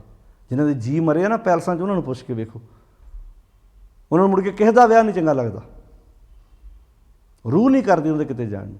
ਕਿਉਂ? ਕਿਉਂਕਿ ਅਸੀਂ ਸਮਝਦੇ ਨੇ, ਅਸੀਂ ਖੁਸ਼ੀ ਮਨਾਓ, ਤੁਹਾਨੂੰ ਕੌਣ ਹੁੰਦਾ ਖੁਸ਼ੀ ਨਾ ਮਨਾਓ, ਪਰ ਕੀ ਅੱਤ ਚੁੱਕਣੀ ਖੁਸ਼ੀ ਹੁੰਦੀ ਹੈ? ਇਹ ਵਾਧੂ ਦੀਆਂ ਰਸਮਾਂ ਆਨੰਦਕਾਰ ਦੇ ਨਾਲ ਜੁੜ ਗਈਆਂ ਨੇ। ਇੱਦਾਂ ਹੀ ਜਿਹੜਾ ਪਾਣੀ ਤੁਸੀਂ ਵੇਖਿਆ ਨਾ, ਦਰਵਾਜ਼ਿਆਂ ਦੇ ਜਿਹੜਾ ਪਾਣੀ ਪਾਉਣਾ, ਤੇਲ ਚੋਣਾ, ਇਹ ਕਿੱਥੋਂ ਚੱਲਿਆ ਸੀ? ਚੂਥੀ ਹੁੰਦੀ ਸੀ ਪੁਰਾਣੇ ਸਮੇਂ 'ਚ। ਅੱਜ ਵੀ ਪੁਰਾਣੇ ਜਿਹੜੇ ਕਿਤੇ ਦਰਵਾਜ਼ੇ ਤੁਸੀਂ ਵੇਖੇ ਹੋਣੇ, ਲੱਕੜ ਦੀ ਤਾਂ ਚੂਥੀ ਬਣੀ ਹੁੰਦੀ ਵਿੱਚ, ਜਦੋਂ ਦਰਵਾਜ਼ਾ ਲਾਇਆ ਜਾਂਦਾ ਸੀ ਤਾਂ ਉਹਦੇ 'ਚ ਪਾਣੀ ਪਾ ਦੇਣਾ, ਲੱਕੜ ਫੁੱਲ ਜਾਣੀ। ਕਿਉਂਕਿ ਪੰਡਤ ਬੜਾ ਵਿਪਰ ਬੜਾ ਚਲਾਕ ਸੀ, ਉਹ ਕਹਿੰਦਾ ਇੱਦਾਂ ਦੀ ਜਦੋਂ ਚੀਂ ਚੀਂ ਦੀ ਆਵਾਜ਼ ਆਉਂਦੀ ਹੈ ਅਤੇ ਅਪਸ਼ਗਨ ਹੁੰਦਾ। ਲਾਗੇ ਪਾਣੀ ਪਾਉਣਾ ਜਾਂ ਦਰਵਾਜ਼ੇ ਦੇ ਤੇਲ ਚੋ ਦੇਣਾ, ਉਹਦੇ ਪਾਉਣਾ ਤਾਂ ਚੂਥੀ ਦੇ ਤੇਲ ਹੁੰਦਾ ਸੀ, ਵੀ ਉਹਦੇ ਕਬਜੇ ਠੰਡੇ ਹੋ ਜਾਣਗੇ ਅਤੇ ਆਵਾਜ਼ ਨਹੀਂ ਆਏਗੀ। ਤੁਸੀਂ ਵੇਖਿਆ ਨਾ ਕਈਆਂ ਕਬਜਿਆਂ 'ਚ ਆਵਾਜ਼ ਆਉਂਦੀ ਹੈ, ਮੁੜ ਕੇ ਆਪਾਂ ਤੇਲ ਚੋ ਪਾ ਦਿੰਦੇ ਵਿੱਚ, ਅਤੇ ਉਹ ਆਵਾਜ਼ ਉਹਨੂੰ ਹਟ ਜਾਂਦੀ ਹੈ। ਉਹ ਹੌਲੀ ਹੌਲੀ ਹੈ ਤੇ ਪੁਰਾਣੇ ਸਮੇਂ 'ਚ। ਹੁਣ ਕਈ ਲੋਕ ਕਈਆਂ ਇਲਾਕਿਆਂ 'ਚ ਗੱਡੀ ਦੇ ਟਾਇਰ 'ਤੇ ਪਾਣੀ ਪਾਉਂਦੇ ਆ, ਪੁੱਛ ਕੇ ਵੇਖ ਲਓ, ਕਿਸੇ ਨੂੰ ਕੱਖ ਨਹੀਂ ਪਤਾ। ਉਹਨਾਂ ਦੇ ਮੁਤਾਬਕ ਇਹ ਸਗਨ ਆ। ਇਹ ਕਿੱਥੋਂ ਸ਼ੁਰੂ ਹੋਇਆ ਸੀ? ਪੁਰਾਣੇ ਸਮੇਂ 'ਚ ਗੱਡਿਆਂ 'ਤੇ ਬਰਾਤਾਂ ਜਾਂਦੀਆਂ ਸੀ। ਗੱਡੇ ਜਿਹੜੇ ਉਹਨਾਂ ਦੇ ਜਿਹੜੇ ਚੱਕੇ ਹੁੰਦੇ ਸੀ, ਪਹੀਏ, ਉਹ ਲੱਕੜ ਦੇ ਹੁੰਦੇ ਸੀ। ਅਤੇ ਉਹ ਤੁਹਾਨੂੰ ਪਤਾ, ਜਦੋਂ ਕਿਸਾਨ ਨੂੰ ਇਸ ਗੱਲ ਦਾ ਬਹੁਤ ਪਤਾ, ਕਿਸਾਨਾਂ ਨੂੰ ਇਸ ਗੱਲ ਦਾ ਪਤਾ ਵਾ ਵੀ ਜਦੋਂ ਕਈ ਨੂੰ ਦਸਤਾ ਪਾਇਆ ਜਾਂਦਾ ਵਾ ਅਤੇ ਉਹਨੂੰ ਪਾ ਕੇ ਮੁੜ ਕੇ ਪਾਣੀ 'ਚ ਡੁਬੋਜਦਾ, ਵੀ ਕਈ ਜਦੋਂ ਲੱਕੜ ਫੁੱਲ ਜਾਣੀ ਹੈ ਨਾ ਉਹਦੀ, ਅਤੇ ਫਿਰ ਉਹ ਵਿੱਚੋਂ ਉਹਦੇ ਦਸਤਾ ਨਿਕਲਣਾ ਨਹੀਂ ਆ, ਪਾਣੀ ਲੱਕੜ ਫੁੱਲ ਜਾਣੀ ਆ। ਉਹ ਲੱਕੜ ਦੇ ਪਹੀਏ ਹੁੰਦੇ ਸੀ, ਉਹਦੇ 'ਤੇ ਫਿਰ ਪਾਣੀ ਪਾਉਣਾ, ਬਾਲਟੀਆਂ 2 ਭਰ ਕੇ, ਵੀ ਇਹਦੀ ਲੱਕੜ ਫੁੱਲ ਜੂਗੀ ਅਤੇ ਰਸਤੇ 'ਚ ਕੋਈ ਪ੍ਰੋਬਲਮ ਨਹੀਂ ਆਏਗੀ, ਆਵਾਜ਼ ਨਹੀਂ ਆਊਗੀ। ਅਤੇ ਬੁਰਾ ਲੱਗਦਾ ਜਦੋਂ ਚੱਕਾ ਤੁਰਦਾ ਵਾ, ਆਵਾਜ਼ ਆਉਂਦੀ ਆ, ਆਵਾਜ਼ ਆਉਂਦੀ। ਹੁਣ ਤੁਸੀਂ ਕਈ ਕਾਰਾਂ ਵੇਖੀਆਂ, ਬਾਰੀ ਖੋਲ੍ਹੋ ਅਤੇ ਆਵਾਜ਼ ਆਉਂਦੀ ਜਿਹਨਾਂ ਉਹਨੂੰ ਗਰੀਸ ਨਾਲ ਤੇਲ ਨਾ ਦਿੱਤਾ ਹੋਵੇ, ਅਤੇ ਆਪ ਬੰਦਾ ਸਿਆਣਾ ਕਹਿੰਦਾ ਭਾਈ ਇਹਨੂੰ ਥੋੜ੍ਹਾ ਜਿਹਾ ਕਦੀ ਗਰੀਸ ਤੇਲ ਦੇ ਦਿਆ ਕਰੋ, ਜਦੋਂ ਤੁਸੀਂ ਗੱਡੀ ਖੋਲ੍ਹਦੇ ਤਾਂ ਆਵਾਜ਼ ਬੜੀ ਭੈੜੀ ਲੱਗਦੀ ਹੈ। ਪੁਰਾਣੇ ਸਮੇਂ 'ਚ ਇਸ ਕਰਕੇ ਲੱਕੜ ਦੇ ਪਹੀਆਂ ਦੇ ਉੱਤੇ ਹੋਣਾ, ਪਾਣੀ ਪਾ ਦੇਣਾ। ਅਤੇ ਹੁਣ ਤਾਂ ਗੱਡੀਆਂ ਦੇ ਟਾਇਰ ਕਿੰਨੇ ਮਹਿੰਗੀਆਂ ਗੱਡੀਆਂ ਅਤੇ ਮਹਿੰਗੇ ਟਾਇਰ, ਉਹ 'ਤੇ ਵੀ ਬਾਲਟੀ ਭਰ ਕੇ ਪਾਣੀ ਦੀ ਪਾ ਰਹੇ ਹੁੰਦੇ। ਘੋੜੇ ਹੁਣ ਤੁਸੀਂ ਵੇਖਿਆ ਗੱਡੀ ਦੇ ਉਹਦਾ ਗੱਡੀ ਦਾ ਵਾਈਪਰ ਹੁੰਦਾ ਅਗਲੇ ਬੰਨੇ, ਉਹਦੇ ਨਾਲ ਇਹਦਾ ਭੈਣਾਂ ਵਾਗ ਗੂੰਜ ਰਹੀਆਂ ਹੁੰਦੀਆਂ। ਹੁਣ ਪੁੱਛ ਕੇ ਵੇਖ ਲਓ ਭੈਣਾਂ ਨੂੰ ਪਤਾ। ਪੁਰਾਣੇ ਸਮੇਂ 'ਚ ਘੋੜਿਆਂ 'ਤੇ ਬਰਾਤਾਂ ਜਾਂਦੀਆਂ, ਜਿਹੜੇ ਘੋੜੇ 'ਤੇ ਜਾਂ ਘੋੜੀ 'ਤੇ ਉਹ ਚੜ੍ਹਿਆ ਹੋਣਾ ਲਾੜਾ, ਅਤੇ ਉਹਦੇ ਵਾਲ ਲੰਬੇ ਹੁੰਦੇ ਸੀ। ਤੁਹਾਨੂੰ ਪਤਾ ਜਿਹੜੇ ਘੋੜੀਆਂ ਹੁੰਦੀਆਂ ਉਹਦੇ ਵਾਲ ਕਿਹੜੇ ਲੰਬੇ ਹੁੰਦੇ ਆ, ਅਤੇ ਉਹ ਤਾਂ ਅਸਲ ਦੇ ਵਿੱਚ ਉਹਨਾਂ ਵਾਲਾਂ ਨੂੰ ਇਕੱਠਿਆਂ ਕਰ ਦੇਣਾ ਵੀ ਇਹ ਉਹਦੇ ਅੱਖਾਂ 'ਚ ਨਾ ਪੈਣ। ਵੀ ਅੱਜ ਅਸੀਂ ਸਾਰੇ ਲਾੜੇ ਨੂੰ ਅਹਿਸਾਸ ਕਰਾਇਆ ਜਾ ਰਿਹਾ ਵੀ ਤੇਰੀ ਸੇਫਟੀ ਵਾਸਤੇ ਆ ਅਸੀਂ ਸਾਰੇ ਵੇਖ ਆ ਲਾੜੇ ਦਾ ਆ ਭਾਈਆ ਜੀ ਨਾਲ ਆ ਤੇਰੇ, ਅਤੇ ਆ ਭੈਣਾਂ ਵੇਖ ਲਾ ਕਿੱਦਾਂ ਘੋੜੀ ਦੀਆਂ ਵਾਲਾਂ ਨੂੰ ਕਿੱਦਾਂ ਗੁੰਦ ਰਹੀਆਂ ਵਾ ਵੀ ਇਹ ਵਾਲ ਘੋੜੀ ਦੀਆਂ ਅੱਖਾਂ 'ਚ ਨਾ ਪੈਣ ਅਤੇ ਤੂੰ ਡਿੱਗ ਨਾ ਪਵੇਂ। ਅਤੇ ਅੱਛਾ ਹੁਣ ਕਾਰ ਦੀਆਂ ਕਿਹੜੀਆਂ ਭਲਾ, ਕਾਰ ਦੇ ਸੀਸੇ ਦੀ ਗਾੜੀ ਕਿਹੜੇ ਵਾਲ ਪੈ ਰਹੇ ਵੀ, ਉਹ ਵਾਗ ਗੁੰਦਣਾ ਸ਼ੁਰੂ ਹੋ ਗਿਆ। ਇਹ ਤੋਂ ਬੜਾ ਕੁਝ ਚੱਲ ਪਿਆ ਹੌਲੀ ਹੌਲੀ। ਇਹ ਰੀਤਾਂ ਨੇ ਹੌਲੀ ਹੌਲੀ ਸਾਡੇ ਸਮਾਜ 'ਚ ਚੱਲ ਪਈਆਂ। ਅੱਛਾ ਇਹਨਾਂ ਰੀਤਾਂ ਨੂੰ ਕਿੰਨਾ ਅਸੀਂ ਤਨਦੇਹੀ ਅਤੇ ਮਨਦੇਹੀ ਨਾਲ ਨਿਭਾ ਰਹੇ ਹਾਂ। ਅਤੇ ਜਿਹੜੀ ਮੇਨ ਮਰਿਆਦਾ ਸੀ ਆਨੰਦ ਕਾਰਜ ਦੀ, ਉਹ ਮਨਫੀ ਕਰਤੀ ਵਿੱਚੋਂ। ਉੱਥੇ ਤਾਂ 10 ਮਿੰਟ 15 ਮਿੰਟ ਜਾਂਦੇ ਮਿੰਟੋ ਮਿੰਟ ਜਿੱਦਾਂ ਨਾ ਅੱਗ ਲੱਗੀ ਹੁੰਦੀ ਹੈ ਨਾ। ਕਈ ਤੇ ਜਾ ਕੇ ਫਿਰ ਇੱਦਾਂ ਕਹਿਣਗੇ ਬਰਾਤ, ਅੱਛਾ ਗੁਰਦੁਆਰੇ ਜਾ ਕੇ ਭਾਈ ਸਾਹਿਬ ਨੂੰ ਕਹੇ ਹੁੰਦੇ ਵੀ 10-11 ਵਜੇ ਬਰਾਤ ਆ ਜਾਣੀ ਜੀ, ਬਹੁਤ ਪਾਬੰਦ ਨੇ ਸਾਡੇ ਕੁੜਮ ਸਾਹਿਬ, ਇੱਦਾਂ ਕਹਿਣਗੇ। ਉਹ ਤਾਂ ਆਰਮੀ 'ਚ ਰਿਟਾਇਰ ਹੋਏ ਜੀ, ਉਹ ਤਾਂ ਬੜੇ ਪਾਬੰਦ ਨੇ, ਉਹਨਾਂ 10 ਵਜੇ 11 ਵਜੇ ਆ ਜਾਣਾ ਵਾ। ਉਹ ਵਿਚਾਰਾ 10:30 10 ਵਜੇ ਦੇਗ ਬਣਾ ਕੇ ਗ੍ਰੰਥੀ ਜਿਉਂ ਬੈਠਾ ਹੀ 11 ਵਜੇ 11:30 12 1 2 ਵਜੇ ਜਾ ਕੇ ਬਰਾਤ ਆਈ। ਹੁਣ ਉਹ ਕਸੂਰ ਉਹਦਾ ਵੀ ਨਹੀਂ ਸੀ ਹੈਗਾ, ਉਹਨੇ ਇਕੱਲੇ ਆਉਣਾ ਹੁੰਦਾ ਤਾਂ ਸ਼ਾਇਦ ਆ ਹੀ ਜਾਂਦਾ, ਪਰ ਨਾਲ ਜਿਹੜਾ ਬਾਕੀ ਪਰਿਵਾਰ ਦੇ ਜੀ ਸੀ ਉਹਨਾਂ ਨੂੰ ਤੋਰਨਾ ਕਿਹੜਾ ਸੌਖਾ ਸੀ। ਉਹ ਫਿਰ ਹੌਲੀ ਹੌਲੀ ਕੱਢਦੇ ਆ, ਤੁਰਦੇ ਆ, ਫਿਰ ਨਖਰੇ ਹੌਲੀ ਹੌਲੀ ਫਿਰ ਆਪਣੇ ਸਟਾਈਲ 'ਚ ਆਉਂਦੇ ਬੰਦੇ। ਫਿਰ ਜਦੋਂ ਉੱਥੇ ਪਹੁੰਚਦੇ ਫਿਰ ਦਵਾ ਜੇ ਉੱਥੇ ਕਿਤੇ ਗ੍ਰੰਥੀ ਨੇ ਮਾੜੀ ਕਿਸਮਤ ਨੂੰ ਇੱਕ ਅੱਧਾ ਸ਼ਬਦ ਪੜ੍ਹ ਦਿੱਤਾ ਜਾਂ 2 ਸ਼ਬਦ ਬੋਲਣ ਲੱਗ ਪਿਆ, ਤਾਂ ਪਤਾ ਕੀ ਕਹਿੰਦੇ ਆ, ਥੋੜ੍ਹਾ ਛੇਤੀ ਕਰ ਦਿਓ ਭਾਈ ਸਾਹਿਬ ਜੀ। ਉਹ ਕਹਿੰਦਾ ਹੱਦ ਹੋ ਗਈ, ਸਵੇਰ ਦਾ ਮੈਂ ਤੁਹਾਨੂੰ ਉਡੀਕਣ ਡਿਆ, 10 ਵਜੇ ਦੀ ਦੇਗ ਬਣਾ ਕੇ ਬੈਠਾ। ਹੁਣ 2 ਗੱਲਾਂ ਸੁਣਾ ਵਾਲੇ ਨੂੰ, ਮੈਨੂੰ ਵੀ ਕੋਈ ਕੀਰਤਨ ਸ਼ਬਦ ਮੈਂ ਵੀ ਪੜ੍ਹ ਲਵਾਂ। ਸਵੇਰ ਦਾ ਵਿਚਾਰਾ ਬੈਠਾ ਉਹਨੂੰ ਕਹਿੰਦੇ ਲੈ ਸਾਰੀ ਬਾਣੀ ਸਾਨੂੰ ਸੁਣਾਉਣੀ ਹੈ, ਤੂੰ ਥੋੜ੍ਹੀ ਜਿਹੀ ਦੂਜੀ ਬਰਾਤ ਵਾਸਤੇ ਵੀ ਰੱਖ ਲਾ। ਆਹ ਸਾਡੇ ਹਾਲਾਤ ਨੇ। ਹੁਣ ਇੱਥੋਂ ਵਿਹਲੇ ਹੋ ਕੇ ਜਾਣਾ ਕਿੱਥੇ ਭਲਾ? 10 ਇਮਾਨਦਾਰੀ ਨਾਲ ਹੁਣ ਆਪੇ ਜਵਾਬ ਦਿਓ। ਲਾਵਾਂ ਤੋਂ ਵਿਹਲੇ ਹੋ ਕੇ ਜਾਣਾ ਕਿੱਥੇ ਭਲਾ ਸਾਰਿਆਂ ਨੇ? ਪੈਲਸ ਵਿੱਚ, ਜਿੱਥੇ ਐਡੇ ਕੋਠੇ ਜਿਹੜੇ ਸਪੀਕਰ ਲੱਗੇ ਆ, ਬੜੇ ਬਕਸੇ ਪਏ ਜਿੱਥੇ, ਜਿਹਦਾ ਸਾਰੇ ਟੱਬਰ ਨੇ ਨੱਚਣਾ। 15-20 ਮਿੰਟ ਦੀ ਨਿਭਾ ਕੇ ਇੱਥੇ ਖਾਨਾ ਪੂਰਤੀ ਕੀਤੀ। ਉਹ ਤਾਂ ਕਿਸੇ ਦਾ ਧਿਆਨ ਨਹੀਂ ਹੁੰਦਾ ਲਾਵਾਂ ਵੱਲ ਵੀ ਇਹ ਕਿਹੜੇ ਗ੍ਰੰਥੀ ਨੇ ਪੜ੍ਹੀਆਂ, ਕਿੱਦਾਂ ਪੜ੍ਹੀਆਂ, ਕੀ ਇਹਦਾ ਅਰਥ ਭਾਵ ਆ। ਜੇ ਉੱਥੇ ਕੋਈ ਵਿਚਾਰ, ਧਿਆਨ ਤੇ ਦੂਜੇ ਬੰਨੇ ਆ। ਇਹ ਵਾਧੂ ਦੀਆਂ ਰੀਤਾਂ ਰਸਮਾਂ ਸਾਡੇ ਨਾਲ ਜੁੜ ਗਈਆਂ। ਤੋ ਖੈਰ ਇਹ ਤਾਂ ਜੇ ਮੈਂ ਟੂਕ ਮਾਤਰ ਗੱਲਾਂ ਕੀਤੀਆਂ, ਇਹ ਤੋਂ ਵੱਧ ਬਹੁਤ ਕੁਝ ਜੁੜਿਆ ਹੋਇਆ। ਸਾਨੂੰ ਦਿੱਤਾ ਸੀ ਆਨੰਦ ਕਾਰਜ, ਇਹ 4 ਲਾਵਾਂ ਦਾ ਪਾਠ। ਇਹ ਤੋਂ ਪਹਿਲਾਂ ਆਪਾਂ 3 ਸ਼ਬਦ ਕੁਚੱਜੀ, ਸੁਚੱਜੀ ਅਤੇ ਗੁਣਵੰਤੀ ਵਿਚਾਰ ਚੁੱਕੇ ਹਾਂ। ਫਿਰ ਹੁਣ ਆਪਾਂ ਇਹ ਤੋਂ ਬਾਅਦ ਲਾਵਾਂ ਦੀ ਵਿਆਖਿਆ ਸ਼ੁਰੂ ਕਰਨੀ ਆ ਕਿ ਗੁਰੂ ਸਾਹਿਬ ਨੇ ਕਿੰਨਾ ਸੋਹਣਾ ਸਾਡੇ ਵਾਸਤੇ ਇਹ ਮਾਹੌਲ ਸਿਰਜਿਆ ਕਿ ਅਸੀਂ ਸੋਹਣਾ ਜੀਵਨ ਜਿਹੜਾ ਜਿਉਣਾ, ਕਿੱਦਾਂ ਜ਼ਿੰਦਗੀ ਨੂੰ ਬਤੀਤ ਕਰਨਾ। ਜਦੋਂ ਲੜਕਾ ਅਤੇ ਲੜਕੀ ਮਹਾਰਾਜ ਦੇ ਸਾਹਮਣੇ ਬੈਠਦੇ, ਆਣ ਕੇ ਸਾਹਮਣੇ ਬੈਠਦੇ, ਉਹ ਆਸ਼ੀਰਵਾਦ ਲੈਣ ਆਏ ਉਸ ਦਿਨ। ਬਾਕੀ ਸਭ ਪਰਿਵਾਰ ਦੇ ਤੁਸੀਂ ਜੀ ਵੇਖੋ, ਪਾਸੇ ਬੈਠੇ ਹੋ, ਅੱਗੇ ਬੈਠੇ ਆ ਵੀ ਮਹਾਰਾਜ ਅਸੀਂ ਅੱਜ ਤੁਹਾਨੂੰ ਹਾਜ਼ਰ ਨਾਜ਼ਰ ਜਾਣ ਕੇ ਅੱਜ ਇਸ ਗ੍ਰਸਥ ਧਰਮ ਵਿੱਚ ਪ੍ਰਵੇਸ਼ ਕਰਨ ਲੱਗੇ। ਸਾਡੀ ਬਾਂਹ ਤੁਸੀਂ ਫੜਿਓ, ਸਾਡੀ ਜ਼ਿੰਦਗੀ ਨੂੰ ਤੁਸੀਂ ਖੂਬਸੂਰਤ ਬਣਾਉਣਾ। ਅਸੀਂ ਤੁਹਾਡੇ ਤੋਂ ਕੁਰਬਾਨ ਜਾਂਦੇ ਹਾਂ, ਵਾਰੇ ਜਾਂਦੇ ਹਾਂ। ਅੱਜ ਅਸੀਂ ਇਸ ਗ੍ਰਸਥ ਮਾਰਗ ਵਿੱਚ ਜਦੋਂ ਅਸੀਂ ਤੁਰਨਾ, ਅਤੇ ਤੁਸੀਂ ਸਾਡੀ ਅਗਵਾਈ ਕਰਿਓ। ਜ਼ਿੰਦਗੀ 'ਚ ਉਤਰਾਅ ਚੜ੍ਹਾਉਣੇ ਆ, ਦੁੱਖ ਸੁੱਖ ਆਉਣੇ ਆ। ਸੁੱਖਾਂ ਵੇਲੇ ਉਛੜੀਏ ਨਾ, ਦੁੱਖਾਂ ਵੇਲੇ ਘਬਰਾਈਏ ਨਾ। ਸਾਡੀ ਅਗਵਾਈ ਕਰਿਓ ਮਹਾਰਾਜ, ਸਾਨੂੰ ਭੁੱਲਿਆਂ ਨੂੰ ਸਹੀ ਰਸਤੇ ਪਾਇਓ। ਤੁਸੀਂ ਵੇਖੋ ਅਸਲ ਦੇ ਵਿੱਚ ਜਦੋਂ ਲੜਕਾ ਲੜਕੀ ਆਨੰਦ ਕਾਰਜ ਹੁੰਦਾ ਨਾ, ਉੱਥੇ ਜਿਹੜੇ ਮਰਿਆਦਾ ਮੁਤਾਬਕ ਉੱਥੇ ਵੱਖਰਾ ਕੱਪੜਾ ਵਿਛਾਉਣ ਦੀ ਲੋੜ ਨਹੀਂ। ਜਿੱਥੇ ਬਾਕੀ ਸੰਗਤ ਬੈਠੀ ਉੱਥੇ ਬਹਿਣਾ। ਕਈ ਭੱਜ ਕੇ ਲਿਆ ਕੇ ਤਲਾਈ ਵਿਛਾਉਣਗੇ, ਉਹ ਵਿਸ਼ੇਸ਼ ਨਹੀਂ ਹੈਗੇ, ਉਹ ਸਗੋਂ ਆਸ਼ੀਰਵਾਦ ਲੈਣ ਆਏ। ਅੱਜ ਉਹ ਅਰਦਾਸ ਕਰਾਉਣ ਆਏ ਵੀ ਅਸੀਂ ਇਸ ਗ੍ਰਸਥ ਮਾਰਗ ਵਿੱਚ ਪ੍ਰਵੇਸ਼ ਕਰਨ ਲੱਗੇ। ਵੱਖਰਾ ਕੱਪੜਾ ਵਿਛਾਉਣ ਦੀ ਲੋੜ ਨਹੀਂ। ਤੁਸੀਂ ਵੇਖੋ ਨਾ ਕਿ ਕਈ ਜਗ੍ਹਾ ਲੜਕਾ ਅਤੇ ਲੜਕੀ ਵਾਸਤੇ ਵੱਖਰਾ ਲਿਆ ਕੇ ਤਲਾਈ ਗਲੀਚਾ ਵਿਛਾ ਦੇਣਗੇ ਭੱਜ ਕੇ, ਜਿਨ੍ਹਾਂ ਨੂੰ ਪਤਾ ਕੱਖ ਨਹੀਂ ਹੁੰਦਾ। ਉਹ ਕਈ ਵਾਰੀ ਲੜਕੇ ਦਾ ਫੁੱਫੜ ਨਾ ਸਭ ਤੋਂ ਵੱਧ ਉਹਨੂੰ ਇਹ ਹੁੰਦਾ ਵੀ ਮੈਂ ਗੁਰਦ ਦਾ ਪਿੱਛੇ ਸੈਕਟਰੀ ਹਾਂ, ਅਤੇ ਇੱਥੇ ਮੈਂ ਥੋੜ੍ਹੀ ਆਪਣੀ ਮਰਿਆਦਾ ਵਿਖਾਵਾਂ। ਪਤਾ ਕੱਖ ਨਹੀਂ, ਸਵਾਏ ਪਰਚੀਆਂ ਕੱਟਣ ਤੋਂ ਕੱਖ ਨਹੀਂ ਆਉਂਦਾ। ਅਤੇ ਉਹ ਅਗਲੇ ਦੇ ਘਰ ਜਾ ਕੇ ਘਸੋੜਨਾ ਵੀ ਮੈਨੂੰ ਤਾਂ ਗੁਰਮਤ ਬੜੀ ਆਉਂਦੀ ਹੈ। ਅਤੇ ਜੇ ਉੱਥੇ ਗ੍ਰੰਥੀ ਦੱਸਣ ਦੀ ਕੋਸ਼ਿਸ਼ ਕਰੇ, ਇਹ ਤੋਂ ਅੱਗੇ ਚਲੋ, ਉੱਥੇ ਸਪੈਸ਼ਲ ਲਿਖਿਆ ਵੀ ਜਦੋਂ ਲੜਕਾ ਅਤੇ ਲੜਕੀ ਨੇ ਬੈਠਣਾ ਤੇ ਜਦੋਂ ਲਾਵਾਂ ਹੋਣੀਆਂ, ਲਾਵਾਂ ਦਾ ਪਾਠ ਖੜੇ ਹੋ ਕੇ ਸਰਵਣ ਕਰਨਾ। ਗ੍ਰੰਥੀ ਸਿੰਘ ਜਦੋਂ ਲਾਂ ਦਾ ਪਾਠ ਕਰਨਾ, ਲੜਕੀ ਤੇ ਲੜਕੇ ਨੇ ਖੜੇ ਹੋ ਕੇ ਨਮਸਕਾਰ ਕਰਕੇ ਖੜੇ ਹੋ ਕੇ ਲਾਵਾਂ ਦਾ ਪਾਠ ਸੁਣਨਾ। ਜਦੋਂ ਜਨ ਕਹੇ ਨਾਨਕ ਲਾਮ ਪਹਿਲੀ ਸ਼ਬਦ ਆਉਣਾ, ਨਮਸਕਾਰ ਕਰਕੇ ਤੇ ਗੁਰੂ ਗ੍ਰੰਥ ਸਾਹਿਬ ਨੂੰ ਸੱਜੇ ਹੱਥ ਰੱਖ ਕੇ, ਦੋਵਾਂ ਜੀਆਂ ਨੇ, ਪਤੀ ਪਤਨੀ ਨੇ ਸੱਜੇ ਹੱਥ ਰੱਖ ਕੇ ਗੁਰੂ ਗ੍ਰੰਥ ਸਾਹਿਬ ਦੀਆਂ ਪ੍ਰਕਰਮਾਂ ਕਰਨੀਆਂ ਨੇ। ਰਾਗੀ ਸਿੰਘਾਂ ਨੇ ਨਾਲ ਲਾਵਾਂ ਦਾ ਪਾਠ ਗਾਈ ਜਾਣਾ ਵਾ। ਤੇ ਜਦੋਂ ਅਖੀਰ ਤੇ ਫਿਰ ਉਹਨਾਂ ਨੇ ਜਨ ਕਹੇ ਨਾਨਕ ਲਾਮ ਪਹਿਲੀ ਅਖੀਰ ਤੇ ਪੜ੍ਹਿਆ, ਨਮਸਕਾਰ ਕਰਕੇ ਦੂਜੀ ਲਾਮ ਸੁਣਨ ਵਾਸਤੇ, ਦੂਜੇ ਸ਼ਬਦ ਦਾ ਪਾਠ ਸੁਣਨ ਲਈ ਲੜਕੇ ਤੇ ਲੜਕੀ ਨੇ ਖੜੇ ਹੋ ਜਾਣਾ। ਇਹ ਸਿੱਖ ਰਹਿਤ ਮਰਿਆਦਾ 'ਚ ਲਿਖਿਆ ਹੈ ਕਿ ਲਾਵਾਂ ਦਾ ਪਾਠ ਖੜੇ ਹੋ ਕੇ ਸੁਣਨਾ। ਤੋ ਇਹ ਬਹੁਤ ਜ਼ਰੂਰੀ ਹੈ ਗੱਲਾਂ ਸਾਧ ਸੰਗਤ ਜੀ। ਇਹ ਗੱਲਾਂ ਦਾ ਸਾਨੂੰ ਪਤਾ ਹੋਣਾ ਚਾਹੀਦਾ ਕਿ ਅਸੀਂ ਇਸ ਆਨੰਦ ਕਾਰਜ ਦੀ ਇਸ ਮਰਿਆਦਾ ਨਾਲ ਬਹੁਤ ਕੁਝ ਮਨਮਤਾਂ ਜੋੜ ਦਿੱਤੀਆਂ ਨੇ ਜਿਹੜੀਆਂ ਹੈ ਨਹੀਂ। ਅਸੀਂ ਇਹਨਾਂ ਨੂੰ ਕੱਢਣੀਆਂ ਨੇ। ਜਾਲੋਂ ਐਸੀ ਰੀਤ ਜਿਤ ਮੈਂ ਪਿਆਰਾ ਵੀਸਰ ਹੈ। ਸਿਹਰਾ ਬੰਨ੍ਹਣਾ, ਹੁਣ ਤਾਂ ਅੱਜ ਕੱਲ੍ਹ ਤੇ ਲੜਕੇ ਲੜਕੀਆਂ ਵੀ ਬੜੇ ਸਿਆਣੇ ਹੋ ਗਏ, ਉਹ ਆਪ ਹੀ ਨਹੀਂ ਸਿਹਰਾ ਬੰਨ੍ਹਦੇ। ਉਹ ਕਹਿੰਦੇ ਨਹੀਂ ਲੋੜ ਨਹੀਂ ਸਾਨੂੰ, ਆ ਚੂੜੇ ਪਾਉਣੇ, ਜਿਹੜਾ ਅਸਲੀ ਸਾਡਾ ਕਕਾਰ ਸੀ ਉਹ ਕੜਾ ਪਾਓ, ਬਾਕੀ ਲੋੜ ਨਹੀਂ। ਕਿੱਦਾਂ ਚੂੜੇ ਦੀਆਂ ਬਾਹਾਂ ਭਰੀਆਂ ਹੁੰਦੀਆਂ ਨੇ। ਤੋ ਇਹਨਾਂ ਗੱਲਾਂ ਤੋਂ ਹੌਲੀ ਹੌਲੀ ਬੜੇ ਬੱਚੇ ਬੱਚੀਆਂ ਨੇ ਜਿਹੜੇ ਪੜ੍ਹੇ ਲਿਖੇ ਕਾਲਜਾਂ ਜਿਹੜੇ ਆਉਣ ਵਾਲੇ ਸਮੇਂ 'ਚ ਇਹਨਾਂ ਗੱਲਾਂ ਨੂੰ ਸਮਝਦੇ ਆ, ਉਹ ਇਹਨਾਂ ਗੱਲਾਂ ਤੋਂ ਬਾਹਰ ਹੋ ਗਏ। ਉਹ ਕਹਿੰਦੇ ਨਹੀਂ ਸਾਨੂੰ ਇਹਨਾਂ ਗੱਲਾਂ ਦੀ ਲੋੜ ਨਹੀਂ, ਸਾਨੂੰ ਪਤਾ ਹੈ ਸੱਚ ਹੈ। ਹੁਣ ਜੇ ਲੜਕੀ ਮਾफ़ ਕਰਨਾ, ਮੈਂ ਸਿੱਧੀ ਜੀ ਭਾਸ਼ਾ 'ਚ ਗੱਲ ਕਰਦਾ, ਜੇ ਲੜਕੀ ਬਿਲਕੁਲ ਸਾਦੀ, ਹੁਣ ਜਿਨ੍ਹਾਂ ਪਰਿਵਾਰਾਂ 'ਚ ਲੜਕੀਆਂ ਨੇ ਚੂੜੇ ਨਹੀਂ ਪਾਏ ਹੁੰਦੇ, ਉਹਨਾਂ ਪਰਿਵਾਰਾਂ 'ਚ ਮਾफ़ ਕਰੋ, ਉਹ ਲੜਕੀਆਂ ਜਾਂਦੇ ਉਸ ਪਰਿਵਾਰ 'ਚ ਘੁਲ ਮਿਲ ਜਾਂਦੀਆਂ। ਤੇ ਜਦੋਂ ਚੂੜੇ ਪਾਏ ਹੋਣ ਤੇ ਫਿਰ ਜਦੋਂ ਦੂਜਾ ਕਹਿੰਦਾ ਵੀ ਹੁਣ ਚੂੜਾ ਪਾਇਆ, ਆਟਾ ਗੁੰਨਣਾ ਔਖਾ ਲੱਗਣਾ ਥੋੜ੍ਹਾ ਜਿਹਾ। ਫਿਰ 15 ਦਿਨ 20 ਦਿਨ ਰਾਸੇ ਪੈ ਗਈ ਗੱਲ, ਫਿਰ ਕੰਮ ਛੱਡੇ ਨੂੰ ਔਖਾ ਹੁੰਦਾ, ਕੰਮ ਦੁਬਾਰਾ ਕੰਮ ਕਰਨਾ ਥੋੜ੍ਹਾ ਜਿਹਾ ਔਖਾ ਲੱਗਣਾ। ਤਾਂ ਜਿਹੜੀਆਂ ਲੜਕੀਆਂ ਨੇ ਕਈ ਵਾਰੀ ਚੂੜਾ ਪਾਉਣਾ ਨਹੀਂ ਚਾਹੁੰਦੀਆਂ, ਪਰ ਪਰਿਵਾਰਾਂ ਦੇ ਜਿਹੜੇ ਜੀ ਬਜ਼ੁਰਗ ਨੇ ਉਹ ਕਹਿੰਦੇ ਲੈ ਚੂੜੇ ਤੋਂ ਬਿਨਾਂ ਕਿੱਦਾਂ ਆਨੰਦ ਕਾਰਜ ਹੋ ਜੂ, ਸਿਹਰੇ ਤੋਂ ਬਿਨਾਂ ਕਿੱਦਾਂ ਆਨੰਦ ਕਾਰਜ ਹੋ ਜੂ। ਇਹਨਾਂ ਗੱਲਾਂ ਦੀ ਲੋੜ ਨਹੀਂ ਹੈਗੀ।